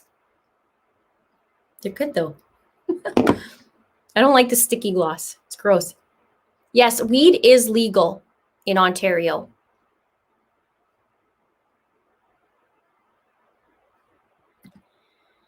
There is patterns and timelines all over Little Summer's case. This is right up your alley, Linda. Help us break it down, please. I started looking, Tina. Nice to see you. I started looking at the case. So there'll be a little bit more dives into it, and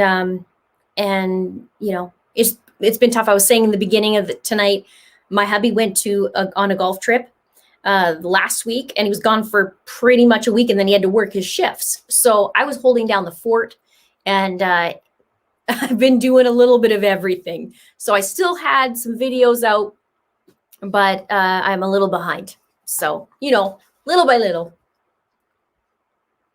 Yeah, welcome those to the crime ring. If you see the little green thing with member on it, that's the crime ring, my membership. I will be doing fun things like member live streams and also Zooms. Those are fun, and hopefully some new things as well.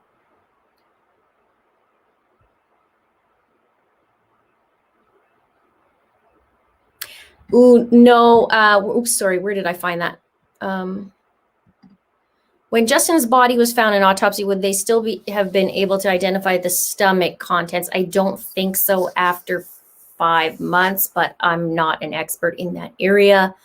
I don't know. I don't know what it can reveal or where. Just depends on how preserved. I mean, it was wintertime, but then it got pretty hot, so I'm not too sure.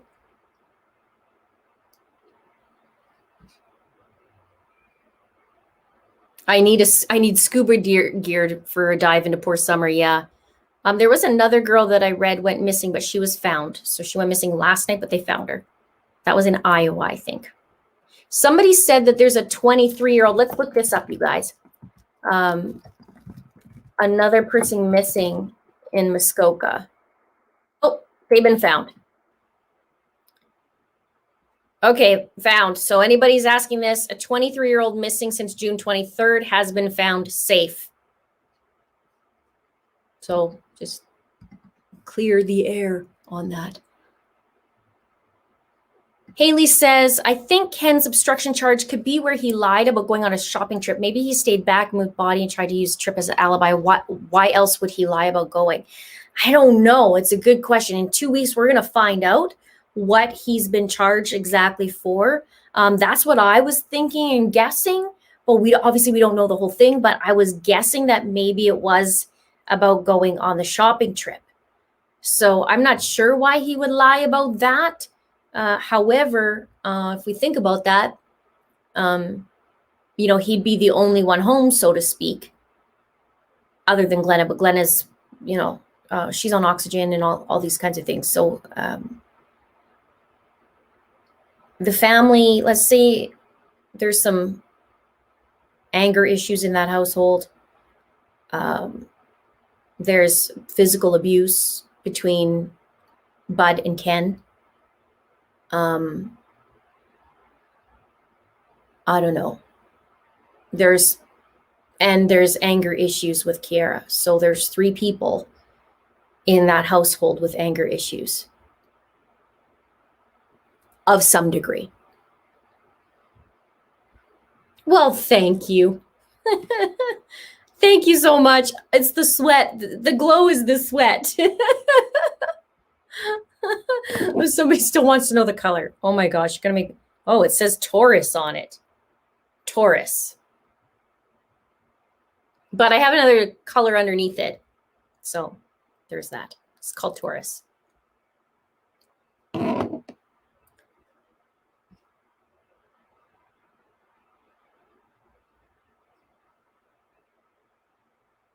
Watching from Crow's Nest Pass. Well, hello.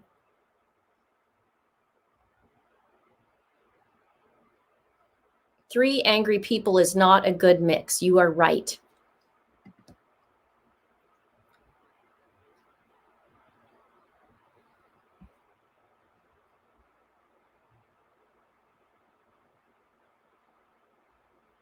Mimi says, I think this will unravel. There are more than 2 people involved and somebody would talk eventually. Well, let's hope that somebody's going to talk.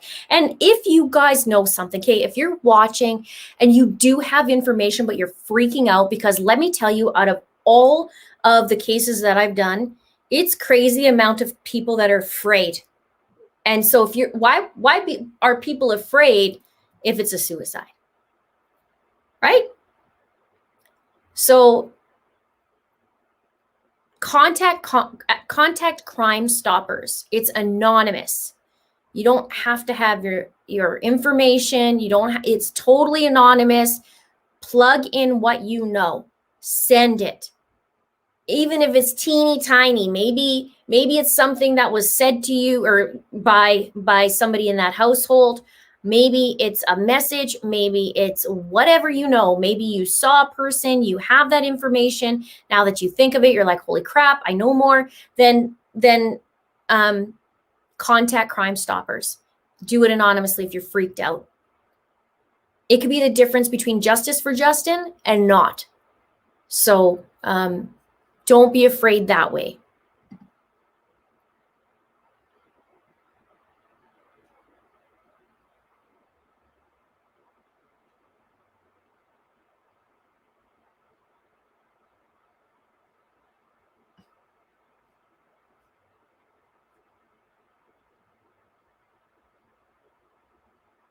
Do I know the circumstances around Lucas' suicide? I know a little bit. I know Lucas was living there for about 6 months. Salt of the earth guy from everybody who knew him, people who knew him, I mean, very, very similar to the description of Justin. Like almost, it was uncanny. Maybe a guy that Kira probably wouldn't like, so I don't know if she knew him or not. I hear conflicting reports that she did know him, she didn't know him, she knew him, she didn't. But they were neighbors. Salt of the earth guy he's described as, but you never know, okay? I don't know. This is the description of him. I know that he did go in, from my understanding, to talk to the cops. A couple of days later, he died. And from what I know, he was making future plans. Now, some people, I get it. Like, there's a lot of people who struggle with mental health and they're suicidal or were suicidal or whatever. And they're saying, sometimes it doesn't, it's, you could still be planning for the future and then still make your attempt or be successful, so to speak. But from what I understand, Lucas died by a train hitting him. What doesn't quite make sense to me is he was described as the type of guy who wouldn't commit suicide, but a lot of people say that, okay, so fair. But he'd be the type of guy that he'd be worried about the train conductor. So that's very interesting to me. Another interesting tidbit is, why is he driving 40 minutes to a train to go kill himself if there was a train track 5 minutes away? And I guess you'd have to be pretty calculated, because you'd be having to look up the time of when that train was coming, no? I don't know.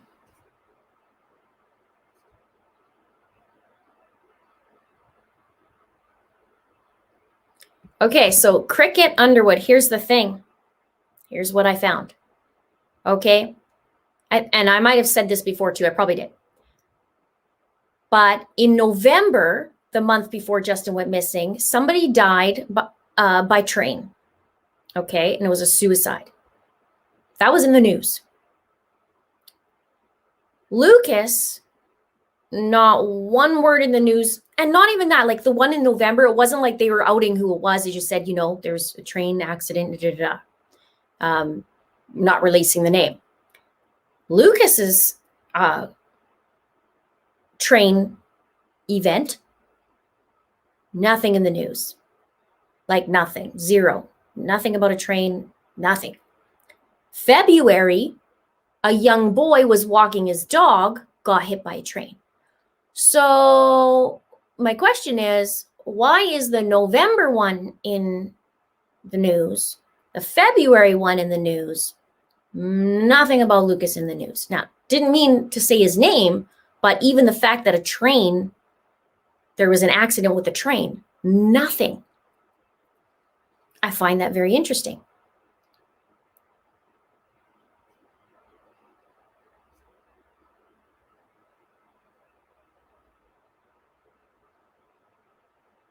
Patty says if he was already dead and placed on the tracks, the murder wouldn't be noticed. So 365 Daywalker says, you don't do it in Muskoka. Drive far away and call Crime Stoppers. Disguise your voice. Don't use your phone. Use a payphone and check for cameras first and check your 6. You can do Crime Stoppers online, although if you're very worried about it, okay, do what you need to do. Do what you need to do, but get that information in there. But there's a lot of people concerned. A lot of people concerned. And it just doesn't make sense yet. Jason says they don't want to bring more attention to this case.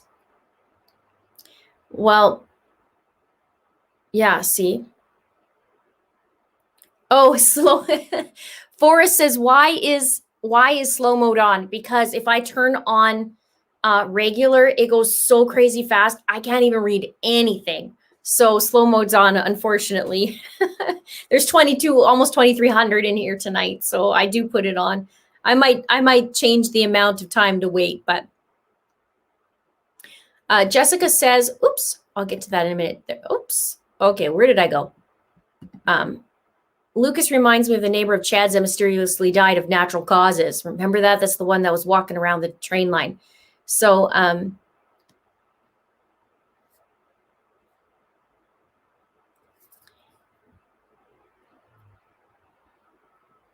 yeah, so Michelle says, does seem rather suspicious that Lucas and Justin died and there was not much time difference and Lucas lived next door.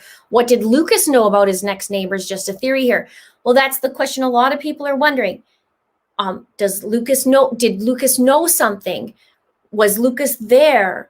How much did Lucas know of Kiara and Glenna and Ken and everybody? So a lot of people are asking a lot of questions, but it's just so strange to me. Two guys who are very similar in personalities from my understanding, and they turn up. So Justin died. Okay, no. Justin came home from work December 9th, and I have been questioning if that's the day he actually died and not later. And here we find with the location of the phone that didn't move, I'm still questioning Wednesday. 4 weeks to the day, if it was the Wednesday, Lucas died at nighttime.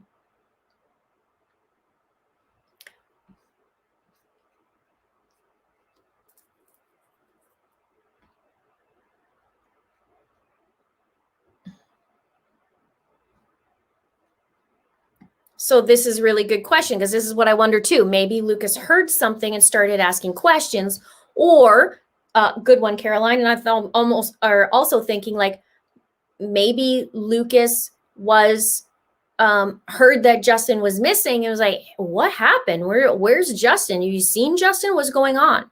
Right? There could be so many possibilities. So many.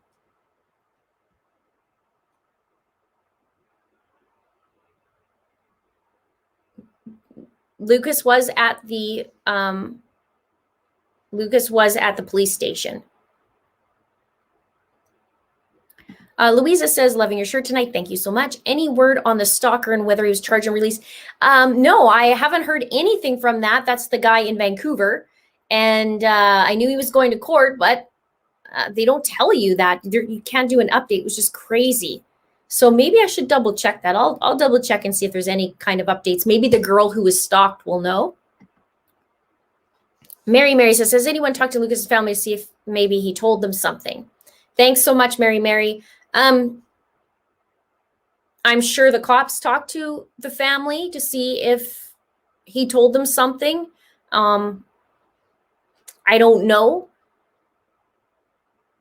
I don't know. It's so bizarre. Interesting thing here. Tell me what you think. From my understanding, there was a welfare check done on Lucas for not going into work. So my question is, how come there wasn't one for Justin from his work? Find that strange.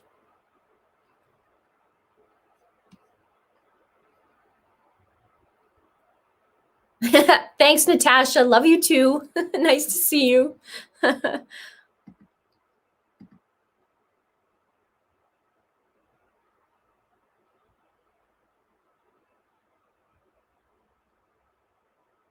No, Lucas didn't die first. Lucas died after.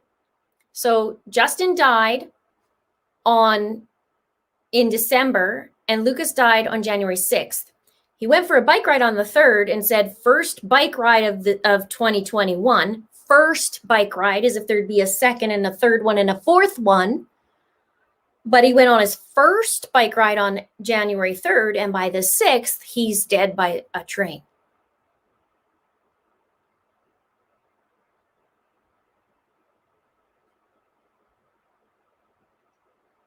Okay, Angela, we're going to talk about this. Lucas could have helped him move the body and just couldn't take knowing, or they killed him so he wouldn't talk. So I want to address this first part about moving his body, okay? Because if Lucas was involved with the household, let's just talk this out for a minute, because this is what doesn't quite add up. Lucas is a stranger, right? I mean, an acquaintance of Justin. So, and from my understanding, the household didn't know Lucas. This is what's been said. So it'd be really, it would take somebody who would trust each other, I would think, to move them. Like, you're not going to have a neighbor say, hey, give me a hand to a stranger, right? That's pretty, that'd be a little crazy, right? So I can see that theory, how you would think that and how many would think that, because I was even like, wait a minute. But then you're thinking, they didn't really know each other. That'd be pretty trusting to ask a neighbor, hey, come give me a hand. You know what I mean? It's kind of like, I don't know. Yes, Robert, I agree. Could be all sorts of ways. I agree.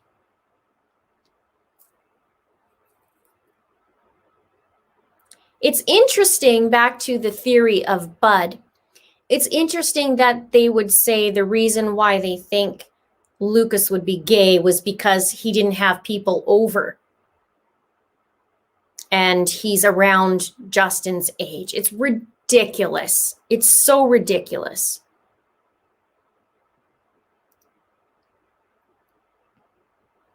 Yes, Justin and Lucas were acquaintances. I mean, they getting to know each other, right? He would come and hang out by the bonfire. In fact, he called him the neighbor.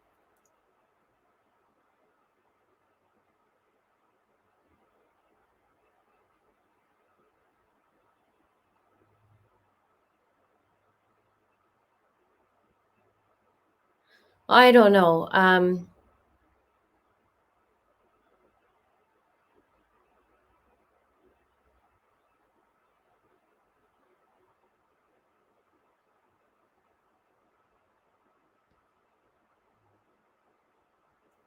Yes, Lucas bought a brand new bike at Christmas time. It's called a fat bike. So in Canada, you get to ride your bike in snow. It's just fat tires. And it was not a cheap bike. And he liked to go on bike rides, and he was serious about it. He loved the outdoors.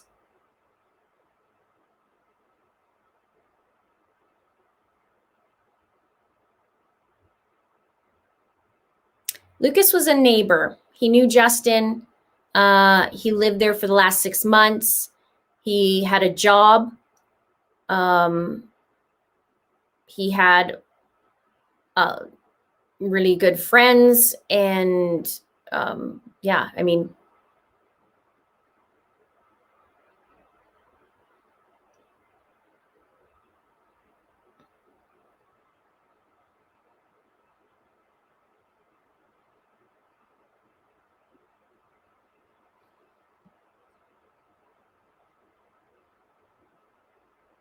do we know how or why Lucas died? It is said he died by train.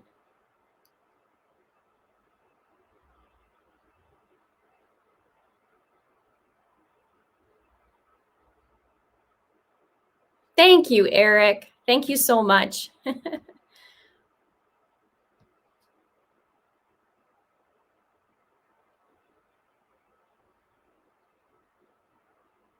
So this is interesting too. I wonder if they did have that party that Jess was supposed to attend, and maybe Justin OD'd or was injured or something, that placed everything together and a mutual reason to cover up. Only thing now with the what's really weird is the phone not moving. I find that really, really weird. And I had wondered in the beginning if Wednesday was the last. Was his last day on this earth. I've wondered that for quite some time. Nobody wants to talk about the Wednesday. Nothing. Like, no one stitch, not even like a regular day, just nothing about Wednesday. So, at first I'm like, oh, maybe it was Friday night, the party and all that. But it just is looking more and more closer to the Wednesday than it is the Sunday. But I could be wrong. I could be wrong.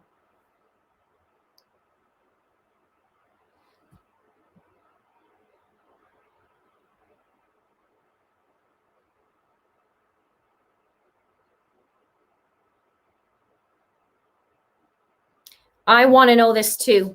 Any connections to law enforcement in that house? I really want to know this. There seems to be some information they know before the authorities put out. I find it weird, unless they have a police scanner or something. That could be.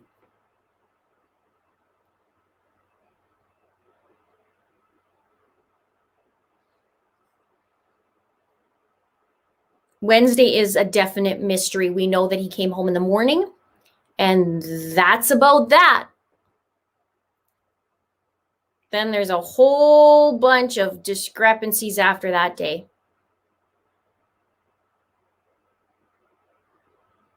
Yes. Pieces of Pie say Kira and Bud did not make statements about their whereabouts on Wednesday or Thursday. When asked, Kira did not remember what she did those days, but her Saturday statement is detailed by the hour. Very, very much so. I've said this in my other videos. Thursday, they started talking about an A535 cream that he had asked for he hurt his side from pulling the throttle too much on the snowmobile, and he jolted back. But they said A535, they said they believe this was Thursday, but no, not even an iota of Wednesday. Just a no, and that was it.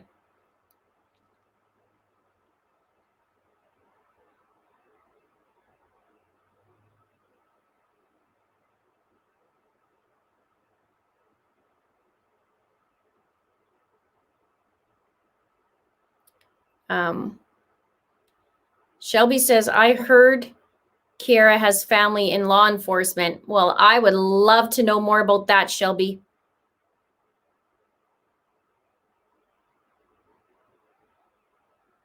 Yes, Rebecca, I've seen that. Oh dear. My legs and my butt. I hurt my back a month ago, and I've been going to physio, and I'm on a cushion, but it still hurts. Rebecca says, look back at the first pictures put out of summer. She never smiles. She doesn't look like a happy girl. She scowls a lot. She's not a happy girl. And she states that she's not. She actually states she's also aggressive. She described herself as aggressive. And so it's unfortunate. I don't know what happened. But it's unfortunate.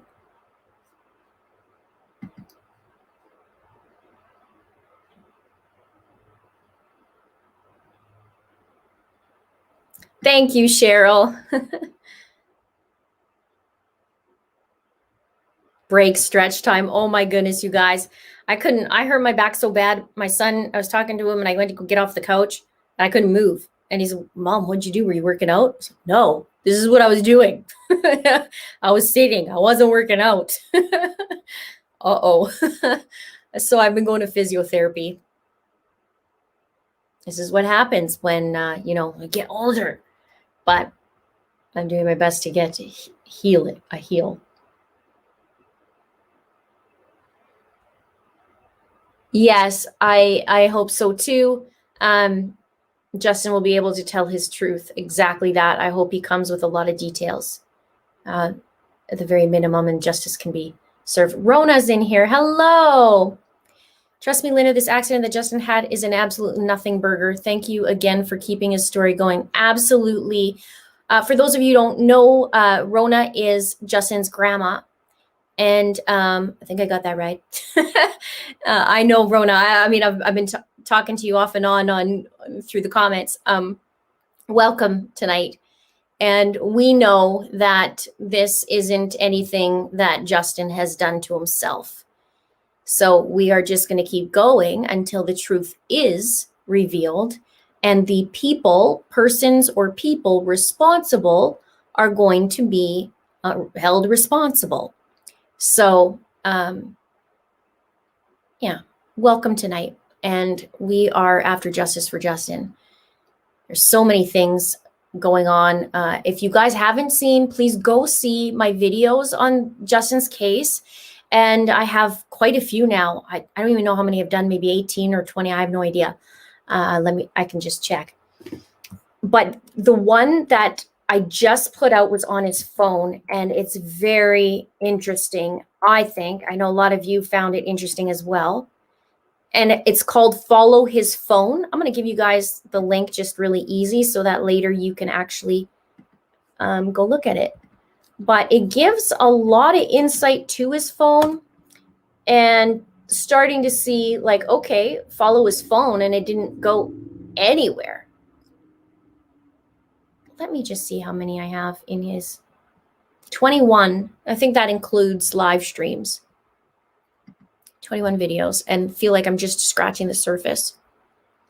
Oh, a lot of love was given to you there, Rona. A lot of love. Look at that. That's awesome.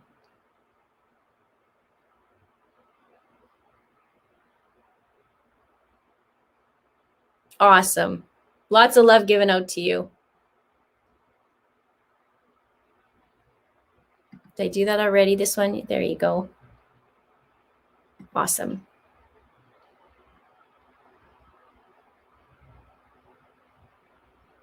No, Justin's phone was not found.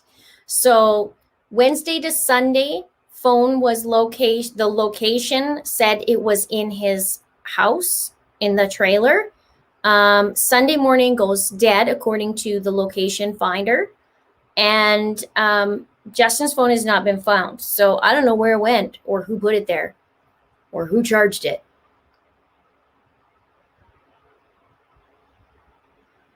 This chat is crazy. It's fast. I know. That's why I keep it. Limited. Thank you, Cheryl. If I haven't thanked you already for the super sticker, thank you so much.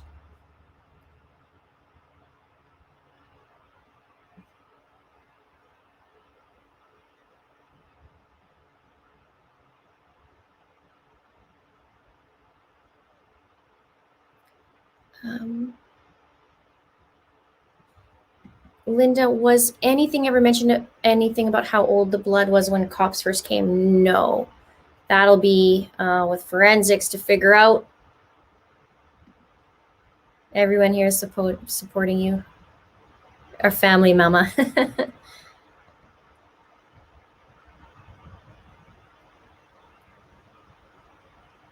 Yes, Shelby, my mind is working out constant, as you know. Legit, sometimes I wake up in the middle of the night at 2 a.m. and I'm going through the timeline in my head. I'm not even joking. And then I'm going, okay, Wednesday, Thursday, and then Friday, and I work it out. Like I wake up and it's just automatic. And then I go back to sleep and I wake up and then boom.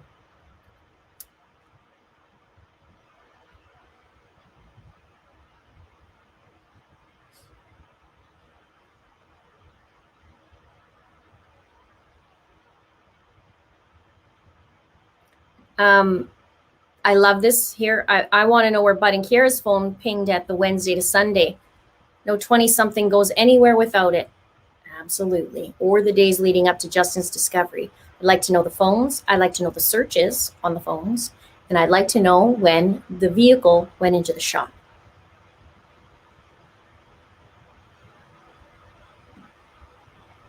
Absolutely. Oh, somebody loves the phone video.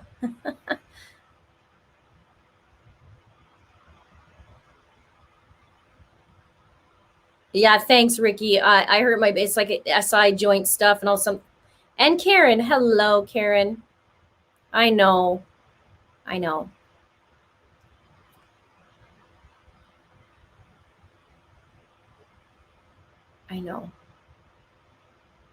I can't even imagine. I didn't even know Justin, but it's tough. It's super tough. I can't even imagine the family that's going through all this. I can't, and that's why I just keep going. I just keep going because I feel like somebody has to keep going. I'm sure that the authorities know a heck of a lot. Obviously, the authorities know a heck of a lot more than I do. Wish I had the case file.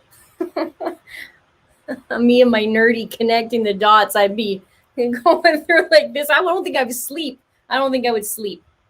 I already don't sleep too much. So I probably would, yeah, just close the door, chuck a pizza underneath the, chuck a gluten-free vegan pizza under the door. Why bother? And I'll just keep going.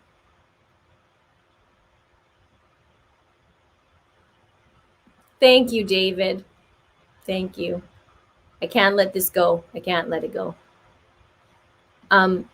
Tracy says, Linda, the phone says so much, I think, very interesting. I believe that if this was an accident, the phone would not be missing or just sitting.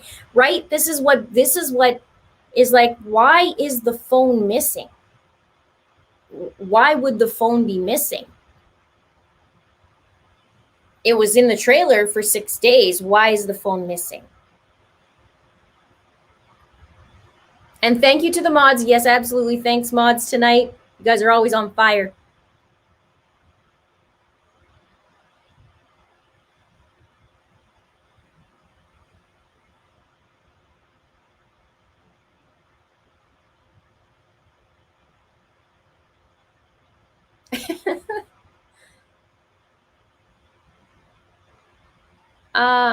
There was dogs that were searching. That's my understanding.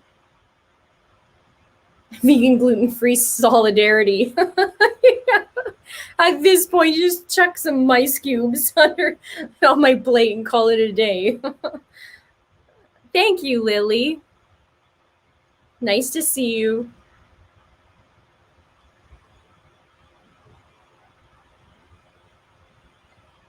Same reason his sunglasses were until they weren't.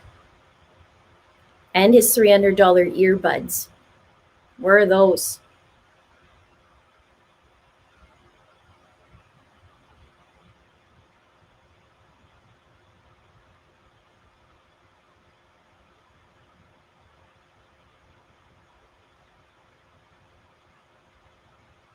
Jessica says I'm on fire. We're helped to manage the mods. And thank you, Linda, mods, and everyone here. I've learned so much from everyone. Oh, we have such a great time. I love the lives. I really do. I love talking to all of you. It's fun. I mean, we're on a Saturday night. It's super sweaty in here. Like it's hot. This glows sweat for sure. And but it's gonna be hot all week, which is great because we don't get that here in Alberta very, very often.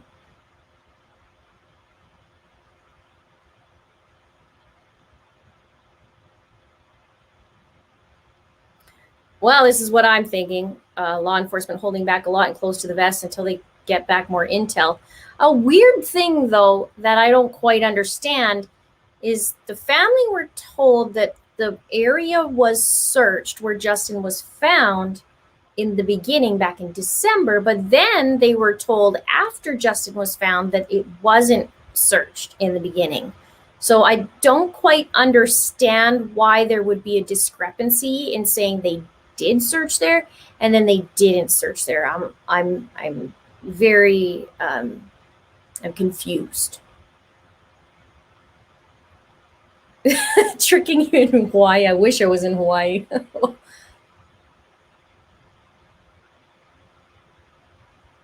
When will we know? Good question. Holly says, when will we know the results of the autopsy results?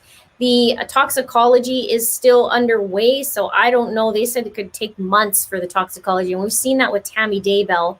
That took forever.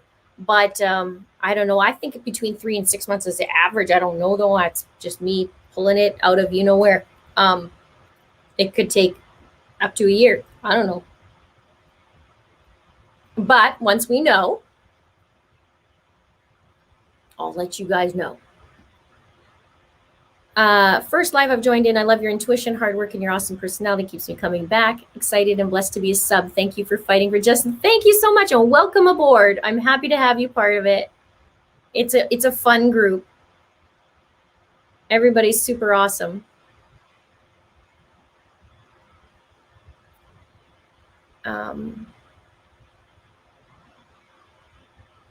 Oh, somebody's mom's in Moose Jaw in Saskatchewan.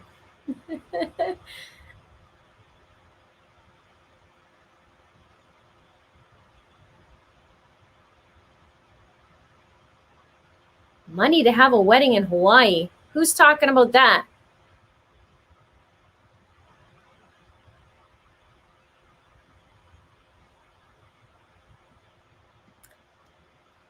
I suspect money was the motivation. Cheers from Oz. Thank you so much for your cheers, for your comment.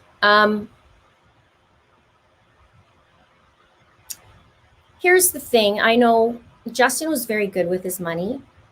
I know the household did not have a lot or does not have a lot. I know Kiera does not have a job. She may now, but she didn't at the time. And it was a couple months without a job. I know Bud was working, but Bud and Justin were on limited hours because of COVID. So they were doing some job sharing kind of thing. So, I mean, and it was close to Christmas. So that kind of gets heightened when you need money, right? So there could be, I mean,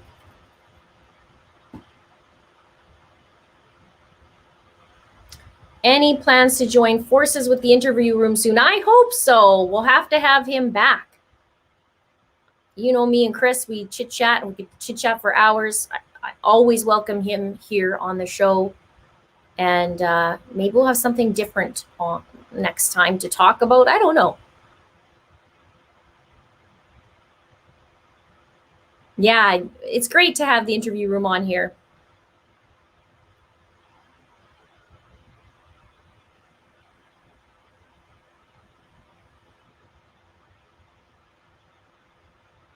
Nope. The police have not said yet what the obstruction charge is, but we're going to find out on July 13th because that's when he's due in court.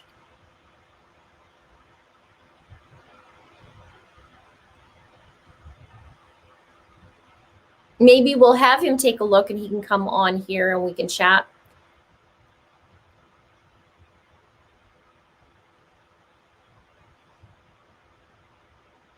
No, the ME report has not been released, no.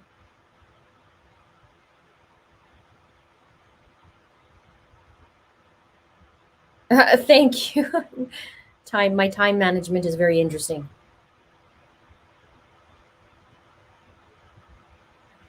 Hollywood says, Linda, am I invisible? No. Hello, Hollywood. It's just 2,100 people.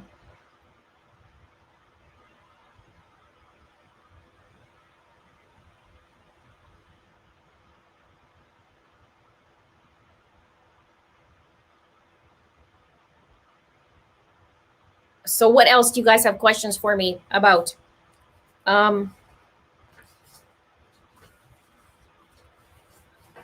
Whew. I have the fan on my Dyson. I think it needs to be turned up a bit.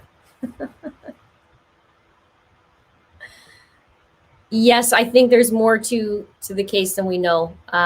After doing that phone video, yeah.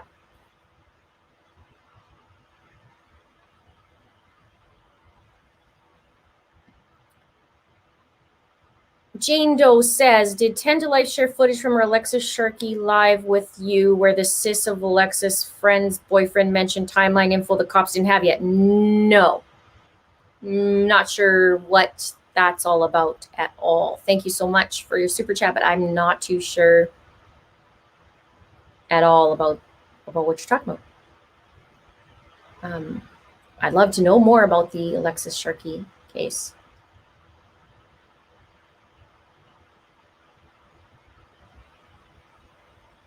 Yes, I did a video on Summer Wells. I just did one the other day, and tonight I actually talked a little bit on that as well.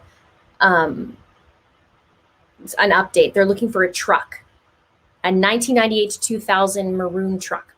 Mary says, did cops try to ping phones? Yes. And would love you to bring Kiera on here for interview. I tried. I even tried to ask her to come behind the scenes, and she won't do it. So don't forget 90 days phone info for family. I wrote that down.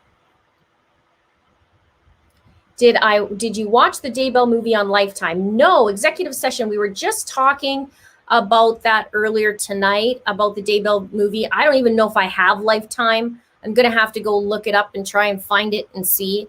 Maybe another Canadian can tell me if you guys were able to get to it. Because we don't always get those kinds of things. So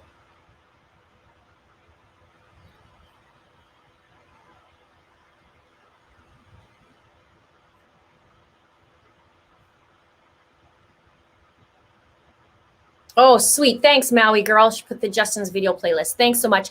So you could see Maui girl added that. So if you guys want to look at that, you can. And then my last video on Justin was on the phone, which is interesting. Take a look at that as well. Did you follow the case in South Carolina about the mom and son murder? Which one is that? Well, please remind me. Are you talking? I don't know if that's from Samuel. No, because that was the stepmom, right? And there was just the boy. Oh, it was interesting, just so creepy. And I think there's so much more interesting. I will have to take a look.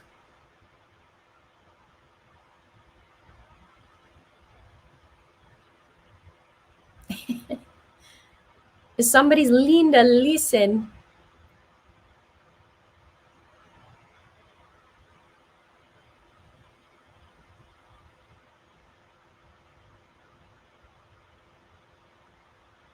I can't even handle the thought of Lori boasting about being on Lifetime.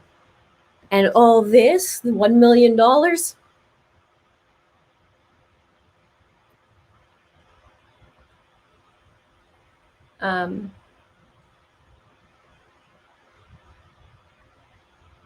It was okay. Learned that they were following Lori and Chad before the kids disappeared because of the shooting at Brandon. Okay, yeah.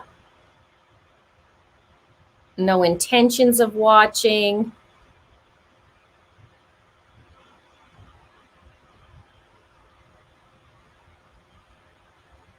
Did I see Julie Rose video? No. What was it about? When was it? Let me know. Hang on.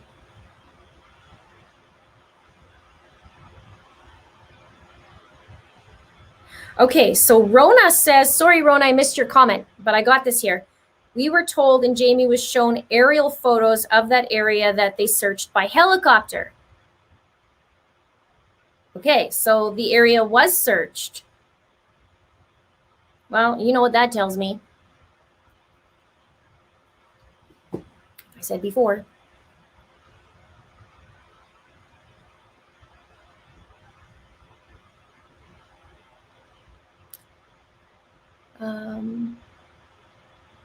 Is this the same one?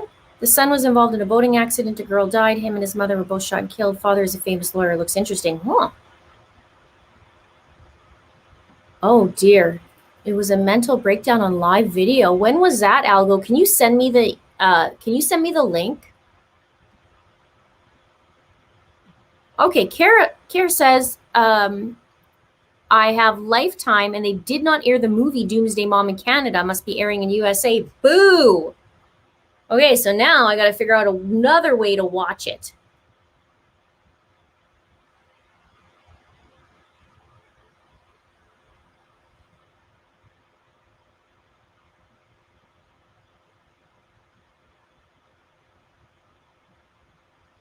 I like that Lifetime through Melanie P. under the bus. I think her time's still coming.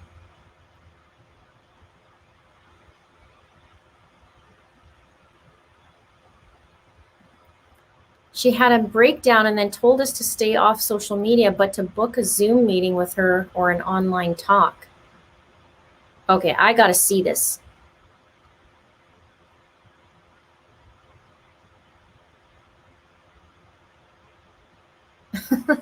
Is that what it's called? Algo?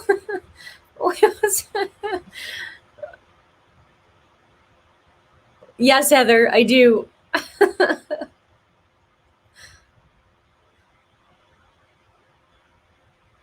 Oh my God. Texas Amber Alert on Friday of a baby. Also one on Thursday, a 1-year-old abducted in Texas. And I saw another alert, but the girl ended up being found, and that was from Iowa, I think. I don't know what's going on. You know what, though? And you know what, Melinda? You probably might know, like, I'm sure you know this, but you probably noticed this too. Around the full moon, it gets crazy.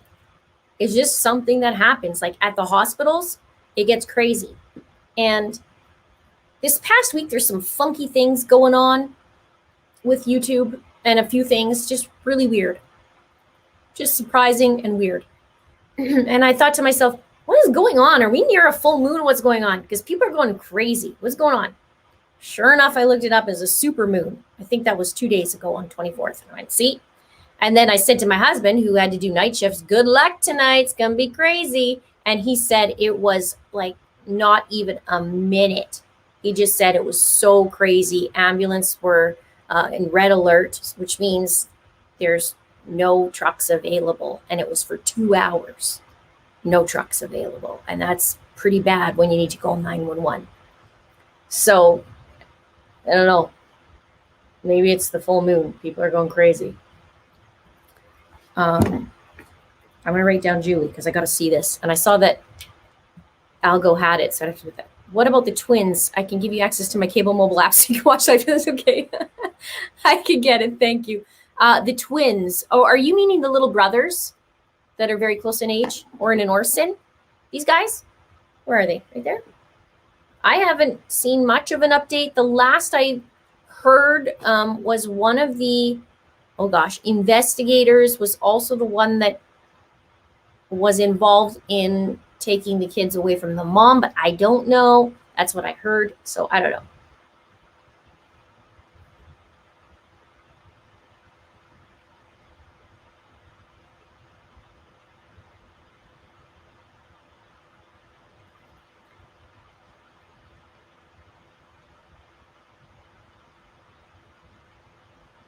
Okay.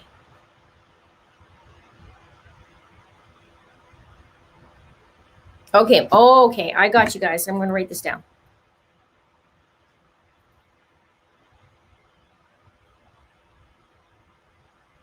No, I don't have Justin behind me yet. I will. I'm trying to get a, what do you call it? Digital frame. Issue is I go to research and it leads me down a path of 7,000 different choices. One doesn't have a plug-in. The other one doesn't load properly, only has this many. This one doesn't have you gotta do a battery. It's not like, I just want a digital frame that doesn't take me 2 hours of research. Digital frame, 2 of them. I want one way, one the other. That's it.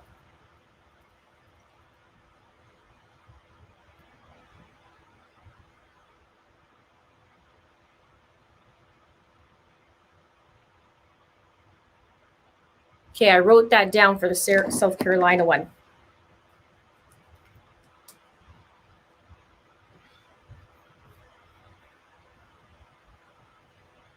Yes, Hollywood. There's the shout out for the South Carolina case. I'll look for it. Yes, I don't think it was. Somebody said Joe Deal said another went missing in Tennessee but was found. Yeah, and I saw that about the Iowa little girl too.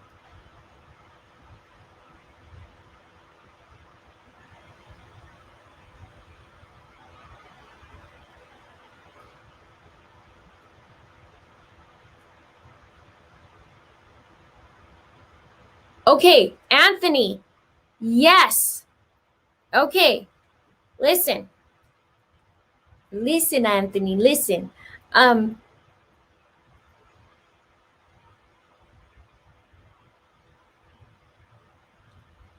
I have been doing the same thing you have.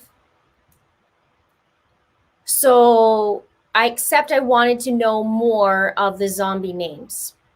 So I think you're onto something. There is correlations. There's correlation. I'm just going to tell you this. So I'll let you chat in front of 2,000 people about it.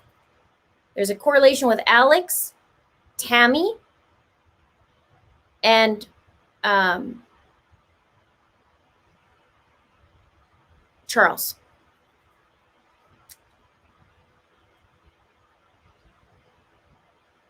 I think Alex named the zombies.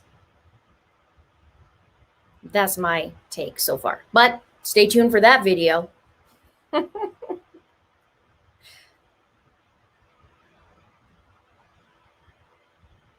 So that's what I think, Anthony. You got to let me know. But email me at it'sacrimeandashame@gmail.com. Maybe we can bounce some things off each other.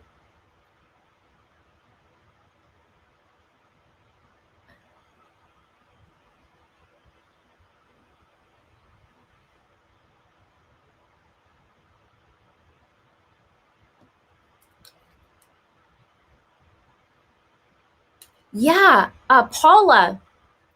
Okay, where did I see that? Any thoughts on Joseph's case in Calgary 38 who is missing? Yes, I just saw that. And of course, we have next to nothing for information. Young guy, 38 years old. He's been missing for 10 days now. And they found his vehicle, but no sign of Joseph. This guy.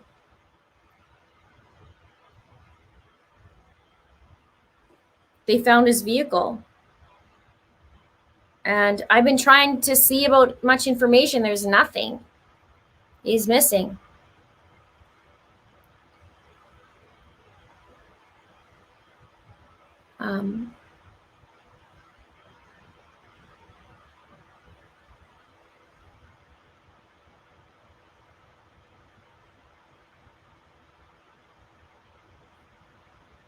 So he's from Calgary in Canada, Calgary, Alberta, Canada. And he was seen in one area and the other, and then that was it. There was like, he wasn't seen again, but his vehicle was found.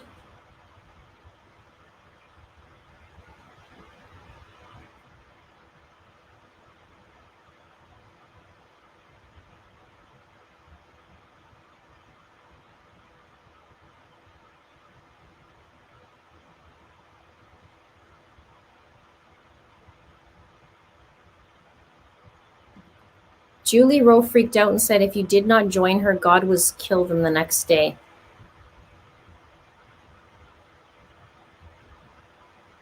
I'm going to have to look at this. Okay, I got to shift again because my butt's numb.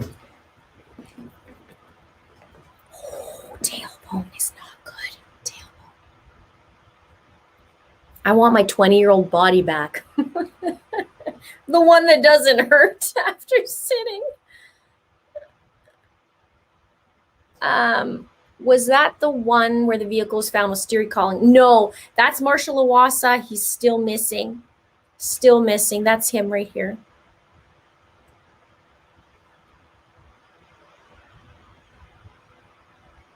Hey, you know what? You want to know something crazy, Sammy Sparrow? In the Heidi Broussard case, her best friend killed her, allegedly killed her. But she's in jail right now. And this Megan girl stole Heidi's baby, and Heidi ended up killing Heidi, but stole the baby. And it was in a full moon. And she named the baby, the one that she stole, she changed the baby's name to Luna. So weird. Okay, so I'm going to look up this Julie Rowe one. This is fun. Okay.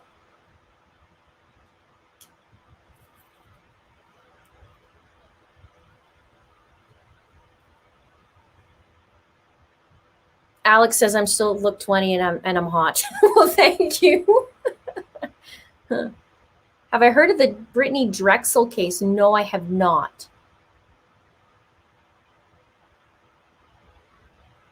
Any thought on the media wanting info on the affidavit in the Barry Morphew case? Yeah, we should be able to see it. I think they're trying to push on that, right? I think they're going to amend it anyway.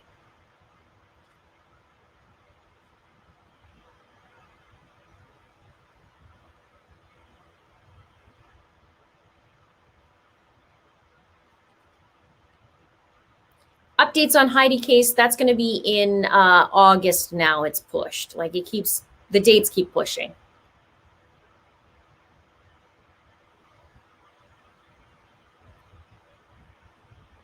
Courtney says, girl, I'm 26 and my body hurts. It's hard to hear too, because even my physiotherapist says, well, we could do an x-ray on you, but I don't know, like as we get older, and I'm looking and I'm like, careful what you're about to say to me. As we get older, things start to degenerate.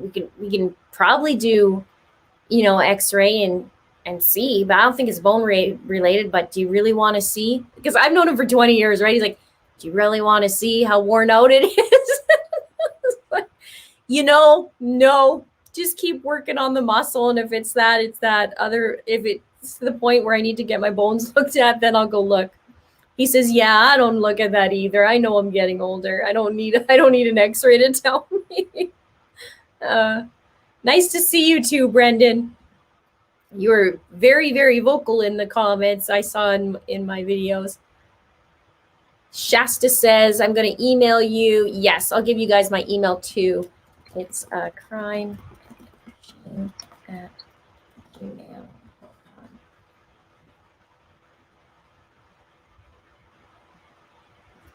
Teresa says, please, you always produce results. Can you look into a murder of Dustin Engelbrecht Pekin? His son has gone 15 years, no answers. I'll write that down. Dustin. Is there a lot of information on it?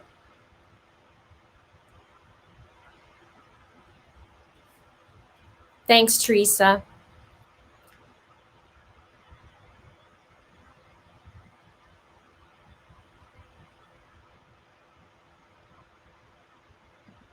What? I forgot to mention to you to check in the Chain Lakes area. It's known for hiding people. It's on Highway 22. I know exactly where Highway 22 is.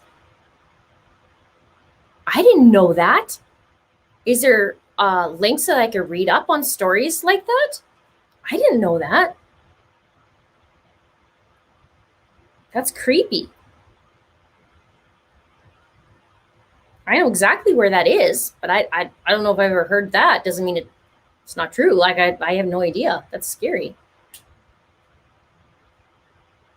Here's my email if you need it. Yeah, I do have. Lorna says, find a doctor that does sports medicine. He's one of the tops. He used to work with the Calgary Flames, the hockey. I used to compete years and years and years ago, and he used to help me out. So I've known him forever, everywhere.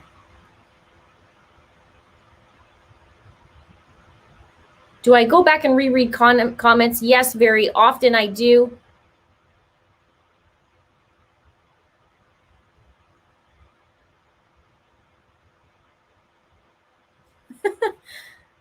Wait till you, Michelle says, wait till you're 63. Take your vitamins, people. Yes. No, I didn't do hockey, but he's a sports therapist, and I used to compete in fitness. So he would work on me. So I've known him since my 20s, and we just laugh now because it's just like, really, is this how it's going to be? I'm not coming to you for something the same. I'm coming for you a whole new problem. I can't walk. And today, legit, okay?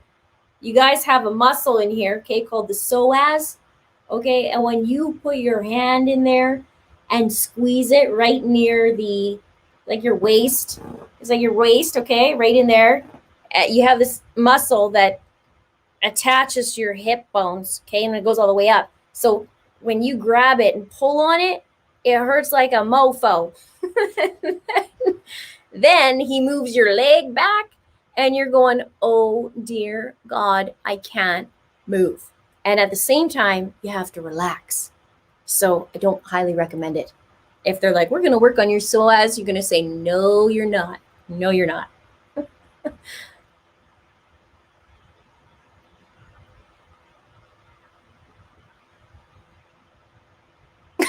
Yeah, exactly, Jessica. When it's tight, it does.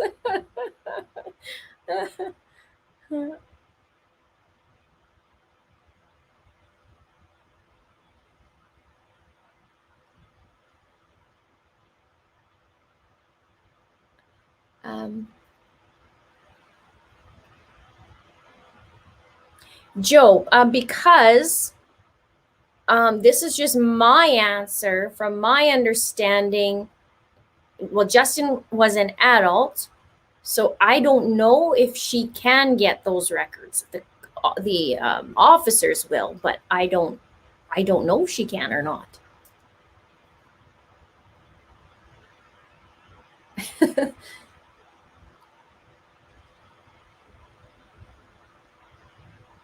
Just wait until you're 61. Everybody keeps saying that.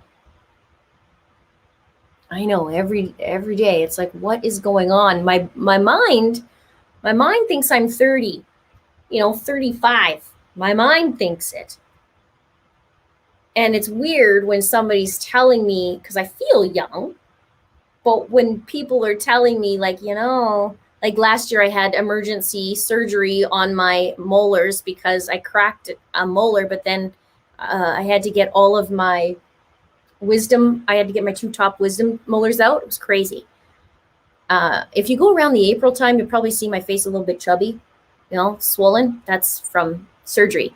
But the guy's saying, yeah, you're getting up there in the years. I'm looking at him like, what would you say to me? That's so sweet, Algo, but you are 35. Yes, I am. I'm always 35. Always.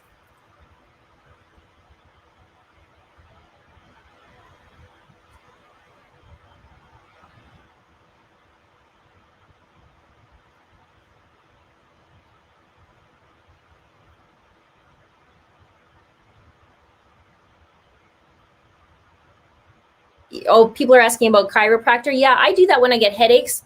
My neck kind of shifts a little bit sometimes, and then I just go to chiro and they fix it up. Yes, I am Canadian. I am in Alberta.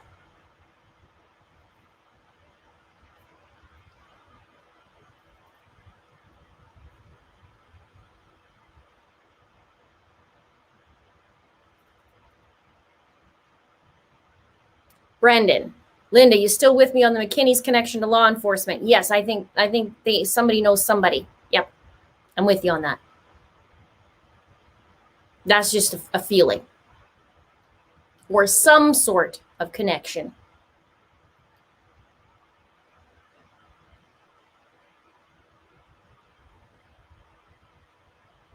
Thank you, Kitten Mittens.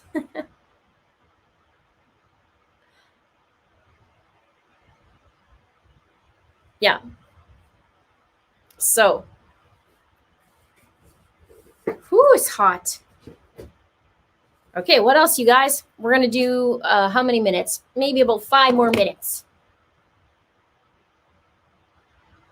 Leah says, I just turned 41 with a 17-year-old, a 13-year-old, and an almost 2-year-old. Girl, I know exactly what you're talking about because I have an almost 19-year-old and a 6-year-old. So I know the gap.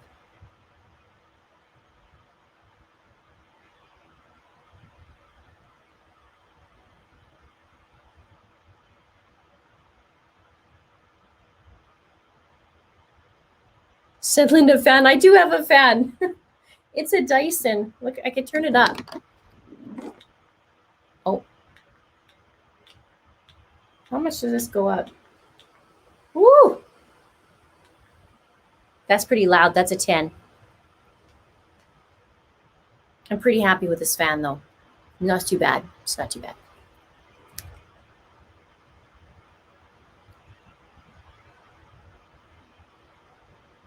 No crazy tea. Well, okay, let me say this, though. Okay, Letitia, I swear Letitia's like an older version of Kiara. Sorry, Kiara, that's just the way it is. They're so much alike. It's crazy.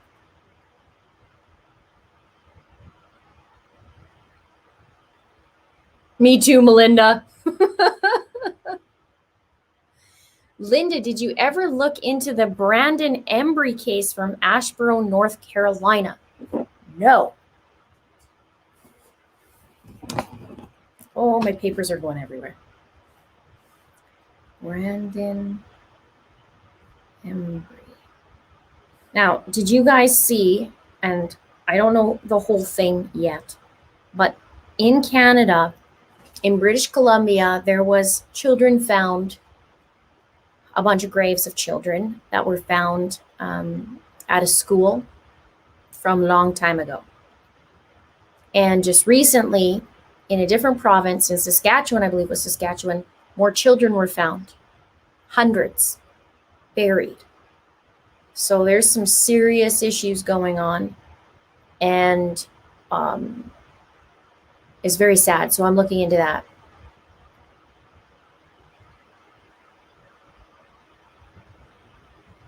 Yeah, Saskatchewan.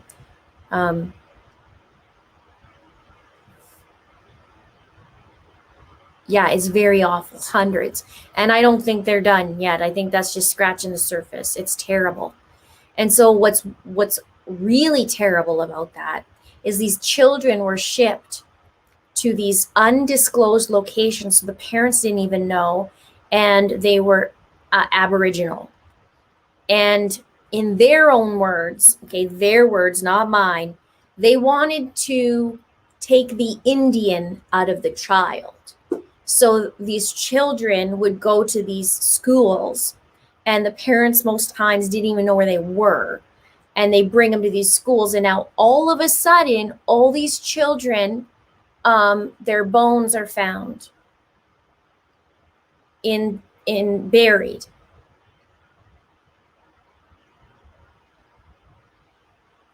So super, super sad. And yeah, government is part of it. Catholic, what do you call it? I don't even know the word. Catholics are also part of it. And 215 in British Columbia, 751 in Saskatchewan. It's not a proud time in Canada. I agree, Jen.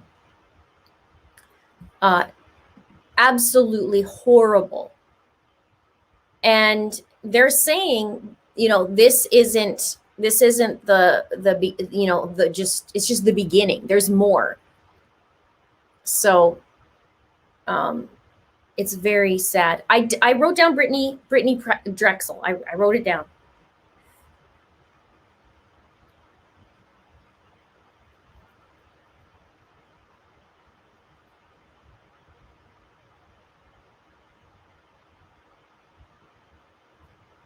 Oh, yeah. Email me, Linda, if you want to have some friends on happen to their family. It's just awful. It's absolutely awful. And I mean,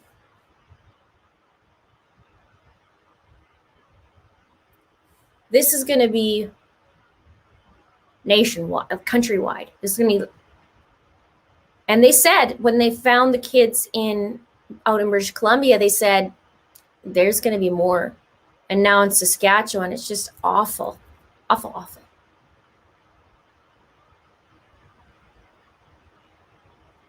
Wolf Spirit says, where are you?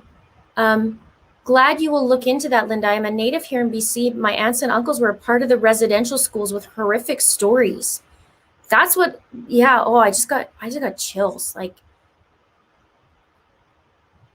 how could they even, I don't know.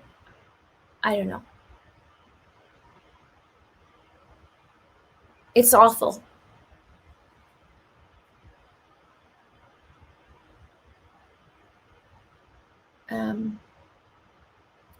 Last residential school in Canada closed in 1996.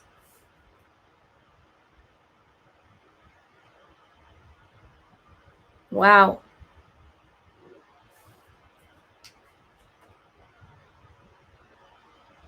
And some say 1997.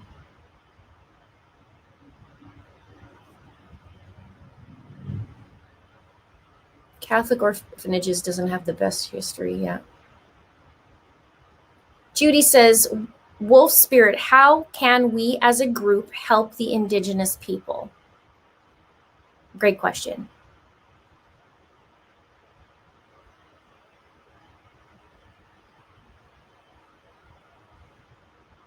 It's awful.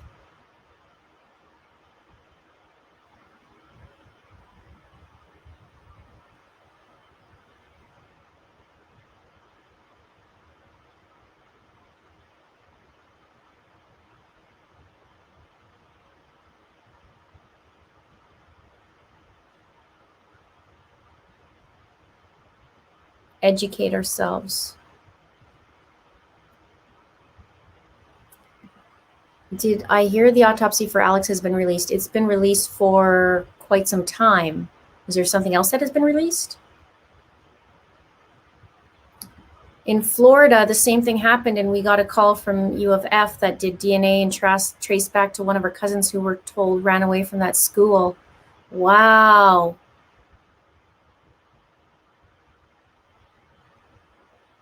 Wow. Well, happy belated birthday, Tina.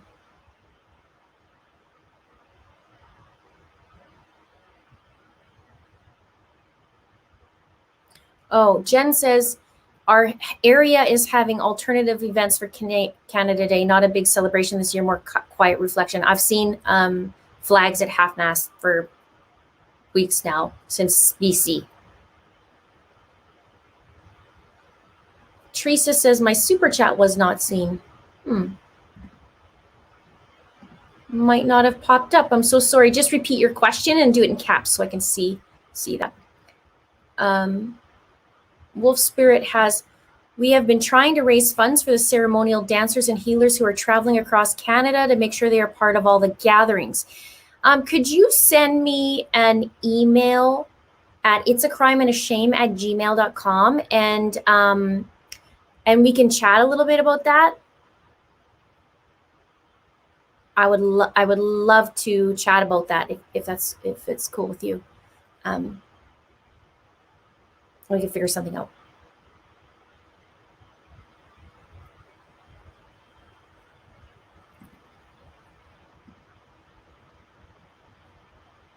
Okay. I'm late, so maybe off topic. Do you have any reservations about the Summer Wells case? Would love to see you analyze all the statements made.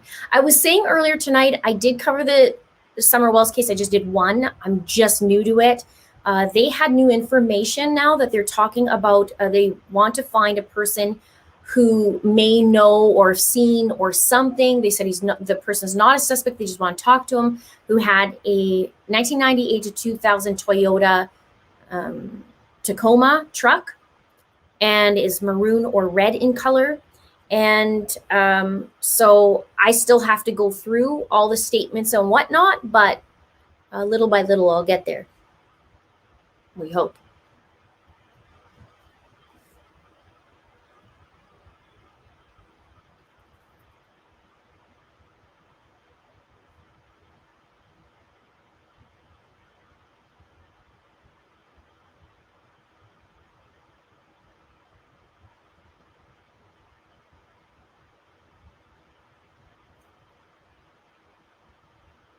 All right.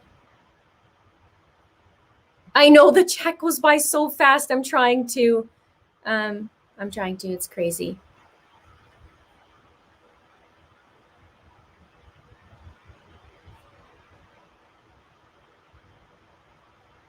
Yeah, I believe schools are throughout Canada is far from over. That's the beginning. It's heart-wrenching, the first news, and then you hear about the next one. It's just like, oh my, hundreds of children, what happened to them? And I did read a few things going on with that, so I gotta figure that out. Do you think that the phone could have been buried somewhere close to the home? Could be.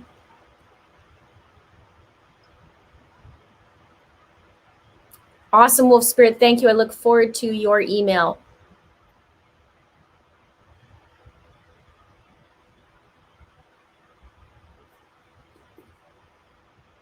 All right.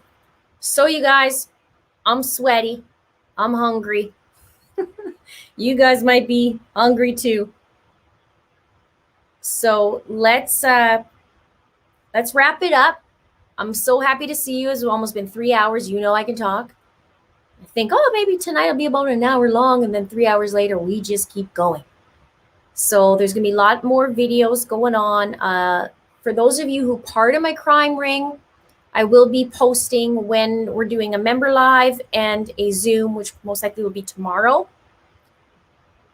So I'll do that. And that's it. If you guys have any questions or comments or something about the case or whatever, you can give me an email at it'sacrimeandshame at gmail.com. I'm getting tired. And then that's it. So thank you again to mods. Thank you for all keeping it classy. It's been quite the week, but I'm back. And somebody says Doomsday Mom is on tonight, so streaming. So thanks so much, you guys. Have a great night. Have a good Saturday. Have a good weekend, and we'll see you soon. Bye.